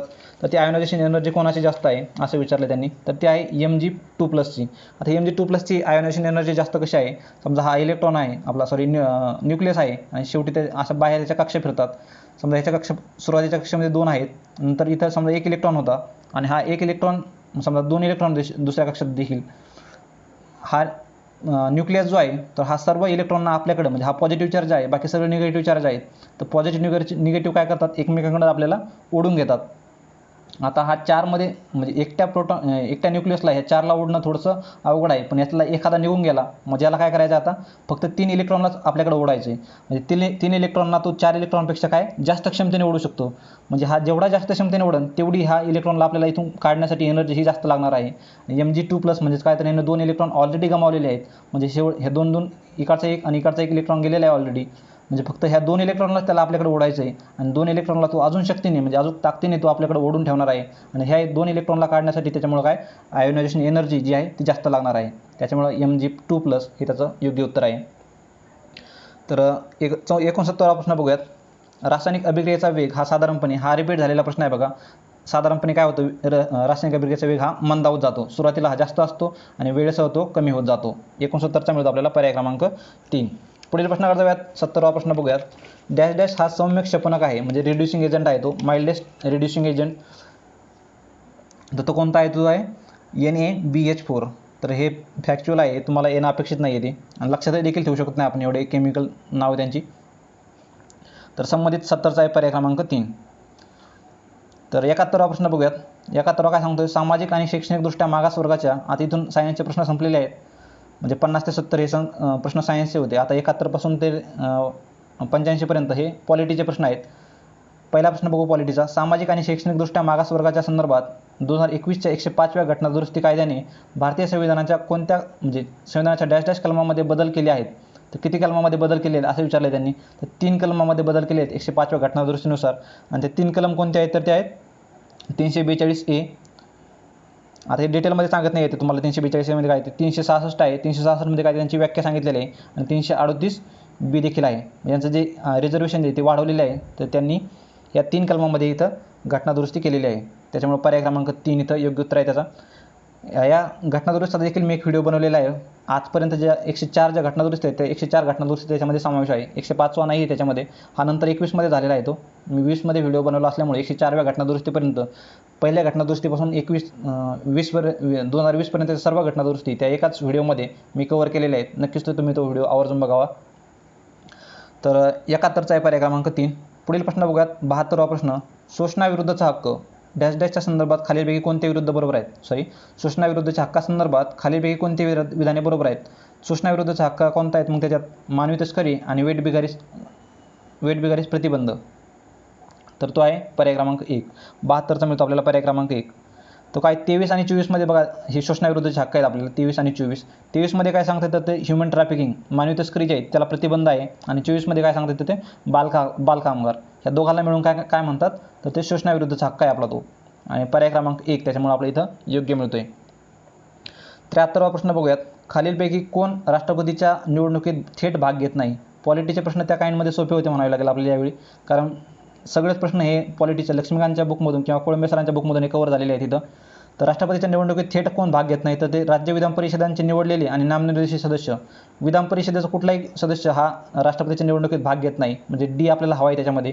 डी असणारा पर्याय एकच आहे आणि तो पर्याय क्रमांक 3मध्ये आहे. बाकी सर्व हे वरील सदस्य लोकसभा म्हणजे खासदार आमदार जे आहेत लोकसभा आणि विधानसभेचे ते त्याच्यामध्ये सहभाग घेतात. 73चा मिळतो आपल्याला पर्याय क्रमांक 3. 74वा प्रश्न बघूयात. जिल्हा न्यायाधीशांच्या बाबतीत खालील विधाने विचारात घ्या. जिल्हा न्यायाधीशांची नियुक्ती उच्च न्यायालयाच्या मुख्य न्यायाधीशांकडून केली जाते. जिल्हा न्यायाधीशांची नियुक्ती ही मुख्य न्यायाधीशांकडून केली जाते तर हे चुकीचं आहे. मुख्य न्यायाधीशांकडून नाही तर ती राज्यपालांकडून केली जाते. राज्यपाल. त्याच्यामुळं हे विधान चुकीचं आहे. जिल्हा न्यायाधीशांची बदली करण्याचा अधिकार मुख्यमंत्र्यांना आहे हे देखील चुकीचं आहे. मुख्यमंत्र्यांचा तर काही हस्तक्षेप नसतो आणि सर्वोच्च न्यायालयाला प्रधानमंत्र्यांचा म्हणजे पंतप्रधानांचा देखील हस्तक्षेप नसतो. त्याच्यामुळे बी विधान देखील चुकीचं आहे. आपल्या त्यांनी बरोबर विचारलेले आहेत म्हणजे एकही नाही दोन्हीही नाही. 74चा मिळतो पर्याय क्रमांक 4. आता ही यांची बदली करण्याचा अधिकार कोणाला आहे तो राज्यपालांना आहे. तो उच्च न्यायालयाच्या सोबत चर्चा केल्यानंतर किंवा सल्ल्याने ही जिल्हा न्यायाधीशांची आपल्याला इथं बदली करता येते राज्यपालाला. तर दोन्ही ठिकाणी राज्यपालांचा अधिकार आहे तो. दोन्ही विधाने चुकीचे असल्यामुळं पर्याय क्रमांक 4 इथं आपल्याला योग्य उत्तर मिळतं आहे. आता हा सूची संबंधित प्रश्न आहे. सूची म्हणतो आपल्या कोणत्या देशाकडून आपण कोणती गोष्ट आपली स्वीकारलेली आहे आपल्या राज्यघटनेमध्ये त्या संबंधित प्रश्न आहे हा. एकेरी नागरिकत्व जे आहे आपण ते इंग्लंडकडून स्वीकारलेलं आहे. न्यायालयीन पुनर्विलोकन जे आहे ते अमेरिकेकडून घेतलेलं आहे आपण. यानुसार बघा आपल्याला जोड्या मिळतात का. याचा एक पर्याय हवा आहे. याचा एक पर्याय म्हणजे पर्याय क्रमांक 1मध्येच मिळतो आपल्याला. त्यानुसार 75चा मिळतो पर्याय क्रमांक 1. नंतर राज्य धोरणाची मार्गदर्शक तत्त्वे DPSP जे आहे directive principles of state policy ते आपण आयर्लंडकडून घेतलेले आहेत आणि केंद्र राज्य संमतीतील समवर्ती सूची कॉन्करंट लिस्ट जी आहे ती आपण ऑस्ट्रेलियाकडून घेतलेली आहे. तर 75चा मिळतो पर्याय क्रमांक 1 आपल्याला त्यानुसार. तर 76वा प्रश्न बघूयात. राष्ट्रीय आणीबाणी घोषित करण्यासाठी घटनेत सशस्त्र बंड हा शब्द कधी जोडला गेला. सशस्त्र बंड कधी जोडला गेलेला आहे तर तो जोडला गेला होता 44व्या घटनादुरुस्तीनुसार. कारण 42वी घटना 42 म्हणजे 1976ला जी आपण ही लावली होती आणीबाणी 1976ला तर ती लावली होती या सशस्त्र बंडानुसारच लावलेली होती. म्हणजे जी इंदिरा गांधीने जी लावली होती 1975ला तर ती आणीबाणी जी आहे तर ती सशस्त्र बंड याच्यावर बेसिसवरच लावली होती. आर्म रेबिलियन याच्यानुसार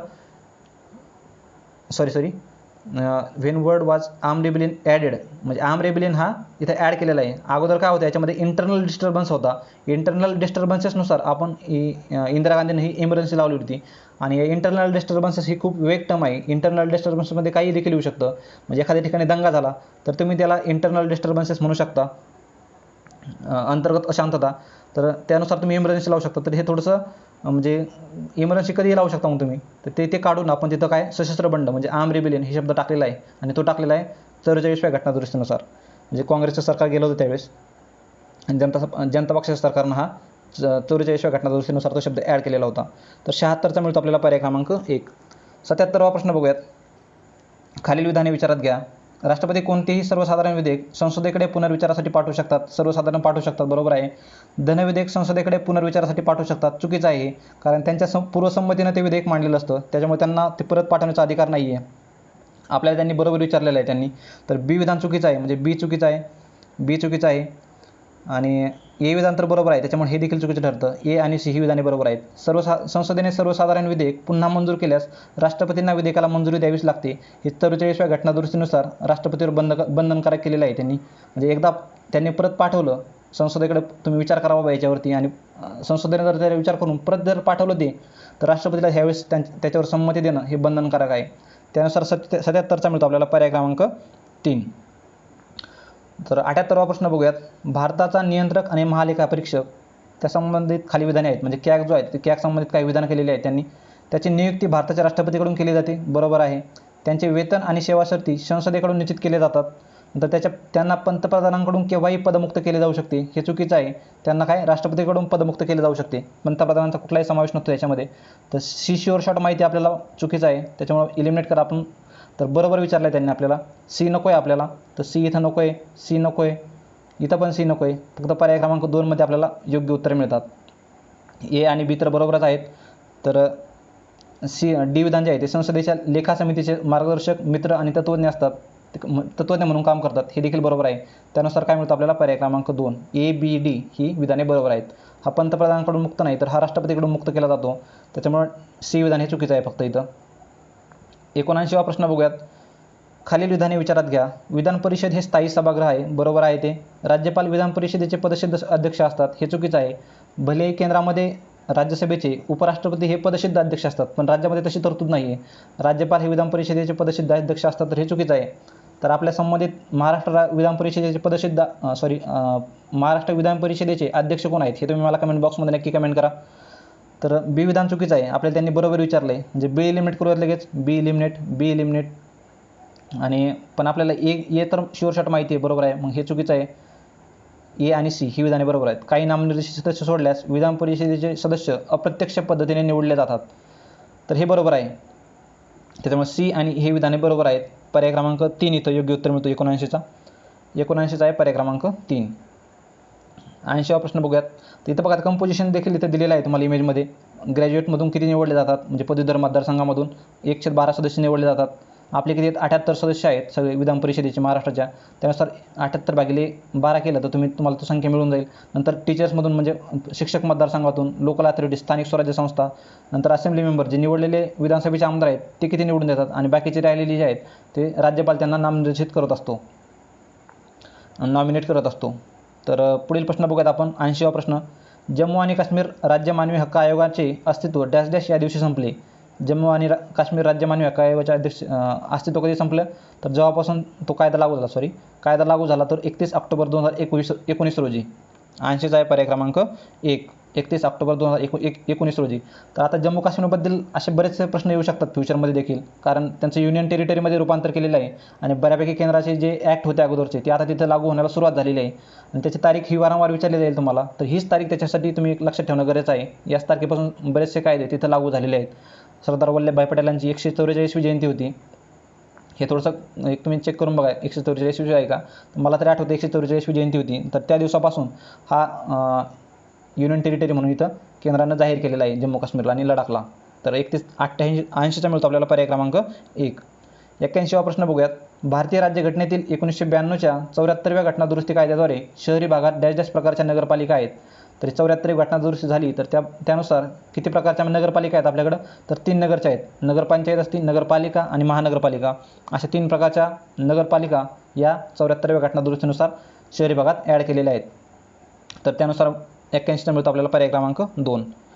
82वा प्रश्न बघूयात. महाराष्ट्र विधान परिषदेला डॅश डॅशमध्ये 50 वर्षे पूर्ण झाली. तर हा प्रश्न रिपीट झालेला आहे बघा मित्रांनो. 1937 रोजी महाराष्ट्र विधान परिषदेची स्थापना झालेली होती आणि 87ला त्याला 50 वर्षे पूर्ण होतात.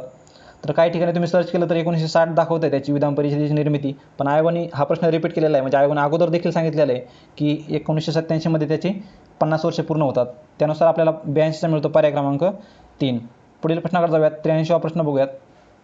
इथं शपथा किंवा प्रतिज्ञांचे नमुने भारतीय राज्यघटनेच्या कुठल्या अनुसूचीमध्ये किंवा कुठल्या शेड्यूलमध्ये त्यांनी मेन्शन केलेले आहेत असा प्रश्न आहे. तर 83चं जर बघितलं आपल्याला तर पर्याय क्रमांक 3 जो आहे, तर 3ऱ्या शेड्यूलमध्ये ह्या शपथा आणि प्रतिज्ञांचे नमुने त्यांनी इथं दिलेले आहेत. त्यामुळे पर्याय क्रमांक 3 इथं योग्य उत्तर मिळतो आपल्याला. याची शॉर्ट ट्रिक इथं देखील दिलेली आहे. तुमच्या पाठ असेल तर योग्यच आहे, नसेल तर तुम्हाला इथं टीयर्स ऑफ ओल्ड PM हे त्याची शॉर्ट ट्रिक आहे बघा. त्याचे फुल फॉर्म देखील इथं दिलेले आहेत, ते तुम्ही बघू शकता. तर 84वा प्रश्न बघूयात. भारताच्या मार्क्सवादी कम्युनिस्ट पक्ष म्हणजे CPIM जो आहे, कम्युनिस्ट पार्टी इंडियाची मार्क्सवादी, तर तिची स्थापना केव्हा झालेली आहे, तर ती झाली होती 1964मध्ये. 1962मध्ये जे चायनासोबत युद्ध झालं आपलं, तर चायनाला सपोर्ट करायचं की नाही यामुळे कम्युनिस्ट पार्टी ऑफ इंडिया जी आहे 1928ला स्थापन झालेली, MN रॉयने स्थापना केलेली. तर त्या स्थापनेमध्ये फूट पडून 1964मध्ये 2 भागात त्याचं विभाजन झालं. एक सपोर्टमध्ये होती चायनाच्या, जी मार्क्सवादी ती सपोर्टमध्ये होती आणि त्याच्यामुळंच 1964ला इथे त्याची स्थापना झालेली आहे. तर 84चा आहे पर्याय क्रमांक 4 इथे योग्य उत्तर. तर हा त्यांचा सिम्बॉल आहे बघा, हे देखील तुम्ही लक्षात ठेवू शकता. तर 85वा प्रश्न बघूयात. लोकसभेच्या अध्यक्षांच्या संदर्भात खालील विधाने विचारात घ्या. लोकसभा अध्यक्ष जे आहेत तर त्यांच्या संबंधित काही विधाने दिली आहेत. राष्ट्रपतीची मर्जी असेपर्यंत ते आपल्या पदावर राहू शकतात, हे चुकीचं आहे. राष्ट्रपतीचा काही संबंध नसतो इथं. तर त्यांच्या निवडीवेळी ते सभागृहाचे सदस्य असणे बंधनकारक नाही, हे चुकीचं आहे. त्यांची लोकसभेच्या अध्यक्षपदी निवड करायची असेल तर त्यांना ते लोकसभेचं सदस्य असणं म्हणजे ते खासदार म्हणून निवडून आले असणं हे गरजेचं आहे. त्याच्यामुळे हे विधान चुकीचं ठरतं आहे. तर त्यांनी बरोबर विचारलं आहे त्यांनी आपल्याला. ए आणि बी तर चुकीचे आहेत. ए आणि बी चुकीचे आहेत म्हणजे काय, ए आणि बी चुकीची, ए चुकीची, बी चुकीची, म्हणजे फक्त सी आपल्याला पर्याय इथं शिल्लक राहतोय. ते संसदेच्या दोन्ही सभागृहांच्या संयुक्त अधिवेशनाचे अध्यक्षस्थान भूषवतात, हे विधान बरोबर आहे. त्याच्यामुळे सी विधान हे बरोबर मिळतं आपल्याला, म्हणजे फक्त सी पर्याय क्रमांक 3 इथं 85चा बरोबर आहे. पुढील प्रश्नाकडे जाऊयात. आता इथं पॉलिटीचे प्रश्न संपलेले आहेत, करंट अफेअरचे प्रश्न सुरू झालेले आहेत.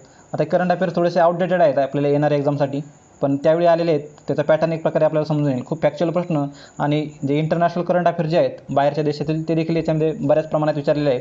त्याच्यामुळे आता येणाऱ्या एक्झामसाठी तुम्ही करंट अफेअरचा फोकस कोणत्या पद्धतीने केला पाहिजे ते तुम्हाला इथे तुम्हाला एक आयडिया मिळून जाईल त्याच्यामध्ये. तर 86वा प्रश्न बघूयात. 15 प्रश्न आहेत करंट अफेअरचे शेवटचे. तर 2019मध्ये झटपट तिहेरी तलाकला फौजदारी गुन्हा ठरवणारा कायदा हा संसदेने संमत केला होता. म्हणजे तिहेरी तलाक जो होता तर त्याला आपण काय केलं, आता फौजदारी गुन्हा केलेला आहे तो. तर त्या फौजदारी गुन्हा हा भारतामध्ये केव्हापासून हा साजरा केला म्हणजे कायदा संमत झाला तर तेव्हापासून हा मुस्लिम महिला हक्क दिन साजरा केला जातो आहे. ज्या दिवशी हा तिहेरी तलाक फौजदारी गुन्हा कायदा ठरला तर त्या दिवसापासून हा मुस्लिम महिला हक्क दिन म्हणजे ज्या दिवशी पास झाला आहे कायदा त्या दिवसापासून हा मुस्लिम महिला हक्क दिन साजरा केला जातो. आणि तो दिवस कोणता आहे असं विचारलं आहे त्यांनी. तर इथं माहीत नसेल तर तुम्ही थोडासा कॉमन सेन्स लावू शकत होता. 15 ऑगस्ट आणि 26 जानेवारी असणं हे थोडंसं चुकीचं आहे, कारण संसद त्यावेळी कामात नसणारच आहे, सुट्टी असते त्या दिवशी. तर हे 2 पर्याय तुम्ही एलिमिनेट करू शकत होता. आणि 15 जानेवारीला कुठल्याही प्रकारचं अधिवेशन संसदेचं चालू नसतं. थोड्या दिवसानंतर म्हणजे फेब्रुवारीमध्ये आपल्याला बजेट सेशन घ्यायचं असतं, त्याच्यामुळे जानेवारीमध्ये अधिवेशन नसतंच. तर ऑगस्टमध्ये अधिवेशन असतं, त्यानुसार देखील तुम्ही संसद त्यावेळी कायदा पास करू शकते. त्यानुसार एक लॉजिक लावू शकत होता 1 ऑगस्ट, आणि हेच इथं योग्य उत्तर दिलेलं आहे आयोगानं. तर 1 ऑगस्ट रोजी हा कायदा पास झालेला होता तिहेरी तलाकचा, आणि त्याला फौजदारी गुन्हा ठरवण्यात आलं होतं. आणि त्याच दिवसाला मुस्लिम महिला हक्क दिन असं म्हणून आपण साजरा करतो. तर 87वा प्रश्न बघूयात. पुढील प्रश्न. खालीलपैकी अमेरिकेतील कोणत्या राज्याने 1 नोव्हेंबर 2021 रोजी कन्नड भाषा आणि राज्योत्सव दिवस हा साजरा केलेला आहे? आता अमेरिकेतील राज्याने कन्नड भाषा आणि राज्योत्सव दिवस साजरा केलेला आहे, आणि ते राज्य कोणतं आहे? ते आहे जॉर्जिया, पर्याय क्रमांक 4. 87चा आहे पर्याय क्रमांक 4. पुढील प्रश्नाकडे जाऊयात. चंदीगडची चमत्कारी आई 88वा प्रश्न आहे बघा. Miracle mom from Chandigarh. चंदीगडची चमत्कारी आई म्हणून कोणाला ओळखले जाते? तर ती आहे मन कौर जी आहे तिला चंदीगडची चमत्कारी आई म्हणतात. पुढील प्रश्न बघूयात. 89वा प्रश्न. आता हे फॅक्च्युअल डेटा आहे खूप, याच्यामध्ये काही एक्सप्लेन करण्यासारखं नाही आहे किंवा तुम्हाला हे लक्षात ठेवणं देखील गरजेचं नाही आहे.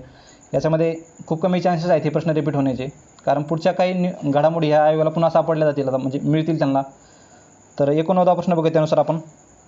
2021 साली नोबेल शांतता पारितोषिक प्राप्त झालेल्या मारिया रेसा यांनी रॅपलर नावाची डॅश डॅश स्थापन केली, म्हणजे नावाची डॅश डॅश स्थापन केली आहे. तर काय स्थापन केलं आहे त्यांनी? शोध पत्रकारितेसाठी डिजिटल माध्यम कंपनी. आता बाकीचे पर्याय जर बघितले मग किती शॉर्टकटमध्ये दिलेले आहेत, पण हाच एकमेव पर्याय जो आहे तो थोडासा डिटेलमध्ये दिलेला आहे.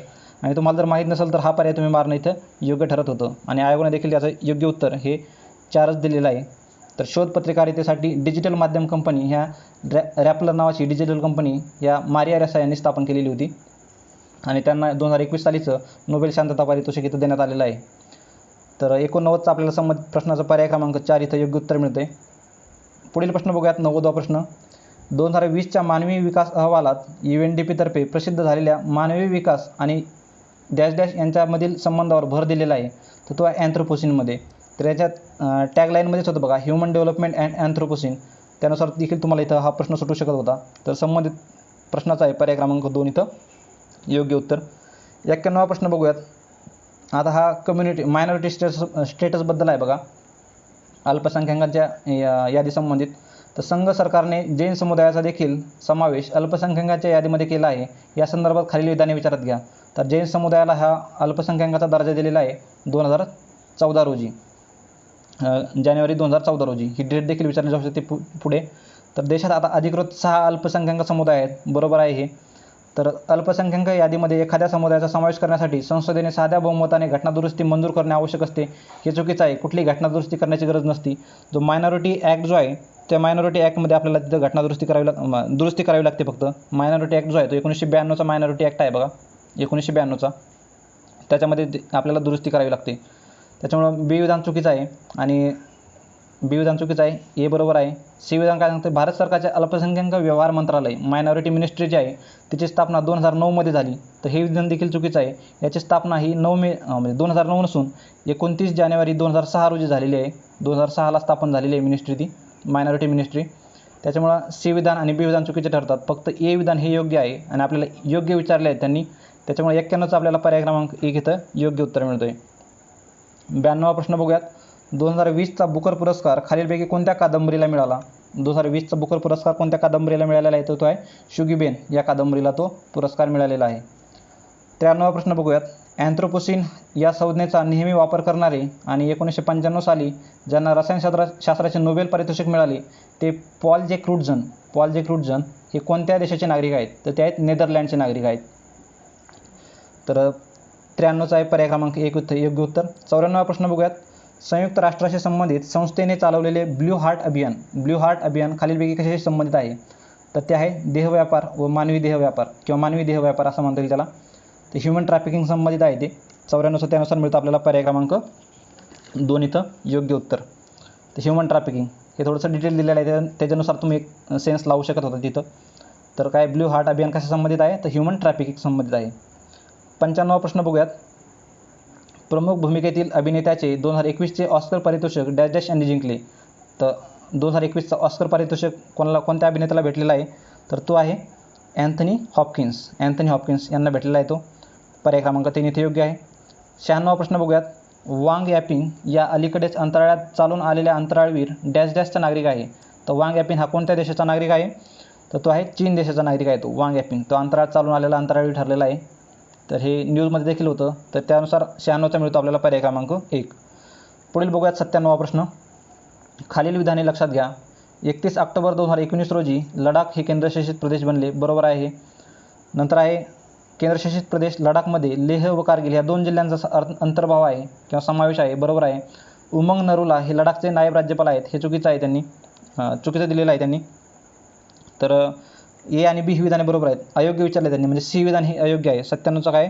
तर पर्याय क्रमांक 3 इथं योग्य उत्तर आहे.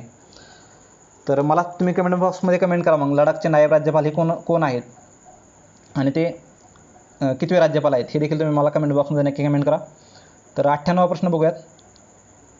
6,328 चौरस किलोमीटर क्षेत्रात पसरलेल्या मुंबई महानगर परिक्षेत्रामध्ये किती महानगरपालिका आहेत? त्या महानगर परिक्षेत्रामध्ये किती महानगरपालिका आहेत? तर त्या म्हणजे आपला ह्याचा नकाशा बघितला आपण तर जवळपास या मुंबईच्या ह्या भागामध्ये महाराष्ट्राचा नकाशा बघितला तर ह्या भागामध्ये बऱ्याचशा महानगरपालिका आपल्याला तिथे दिसून येतात बघा. तर त्या महानगरपालिका किती आहेत असा संबंधित प्रश्न त्यांनी विचारलेला आहे. तर त्या आहेत 9. पर्याय क्रमांक 3 जो आहे 9 महानगरपालिका या मुंबई महानगर परिक्षेत्रामध्ये आहेत तिथं. तर 99वा प्रश्न बघूयात. आता तुमचं काम काय तर बाकी विभागामध्ये कुठल्या विभागामध्ये किती महानगरपालिका आहेत आयोगाचा नेक्स्ट प्रश्न असंच असणार आहे. तर ते देखील तुम्ही बघून ठेवणं गरजेचं आहे. मग अमरावती विभाग असेल किंवा नागपूर विभाग असेल तर याच्यामध्ये किती महानगरपालिका आहेत हे देखील विचारलं जाऊ शकतं किंवा शेवटची महानगरपालिका कोणती आहे. तर 99वा प्रश्न बघूयात. भारतातील साहित्य क्षेत्रातील सर्वोच्च पुरस्कार मानला गेलेला ज्ञानपीठ पुरस्कार डॅश डॅश पुरस्कार केला जातो. आता ज्ञानपीठ पुरस्कार कोण देतं असा संबंधित प्रश्न होता तो. तर याचा संबंधित भारतीय ज्ञानपीठ या सांस्कृतिक संघटनेने हा दिला जातो. भारतीय ज्ञानपीठ या सांस्कृतिक संघटनेने. 99चा आहे पर्याय क्रमांक 3. पुढील प्रश्नाकडे जाऊयात. 100वा प्रश्न बघूयात आता. बँका आणि त्यांची घोषवाक्य दिलेली आहेत बघा. आता हे Punjab National Bank, the name you can bank upon, नंतर Union Bank of India, good people to bank with, HSBC, world local bank आणि बँक ऑफ महाराष्ट्र जे आहे ते वन फॅमिली वन बँक. तर याचं काय विचारलं त्यांनी आपल्याला? योग्य जोड्या म्हणजे यातले कोणत्या जोड्या ह्या योग्य आहेत आणि या सर्व जोड्या इथे योग्य दिलेल्या आहेत त्यांनी. पंजाब नॅशनलची योग्य आहे. The name you can bank upon म्हणजे अशी बँक ज्याच्यावर तुम्ही विश्वास ठेवू शकता. Union Bank of India, good people to bank with, HSBC आहे वर्ल्ड लोकल बँक आणि बँक ऑफ महाराष्ट्राचं वन फॅमिली वन बँक. आता याच्यामध्ये थोडंसं पुढच्या येणाऱ्या परीक्षेमध्ये तुम्हाला प्रत्येकाचं जोड्या लावायला विचारलं जाऊ शकतं. हे तुम्ही थोडंसं लक्षात ठेवणं त्यांचं गरजेचं आहे. तर संबंधित प्रश्नाचा 100चा आहे पर्याय क्रमांक 1. तर अशा प्रकारे आपण हे 100 प्रश्न इथं डिस्कस केलेले आहेत. तर इथं थांबूयात मित्रांनो आपण. तर व्हिडिओ कसा वाटला नक्की मला तुम्ही कमेंट बॉक्समध्ये नक्की कमेंट करा आणि अजून काही तुमचे सजेशन्स असतील तर नक्कीच कळवा. तर थांबूयात मित्रांनो. Thank you so much.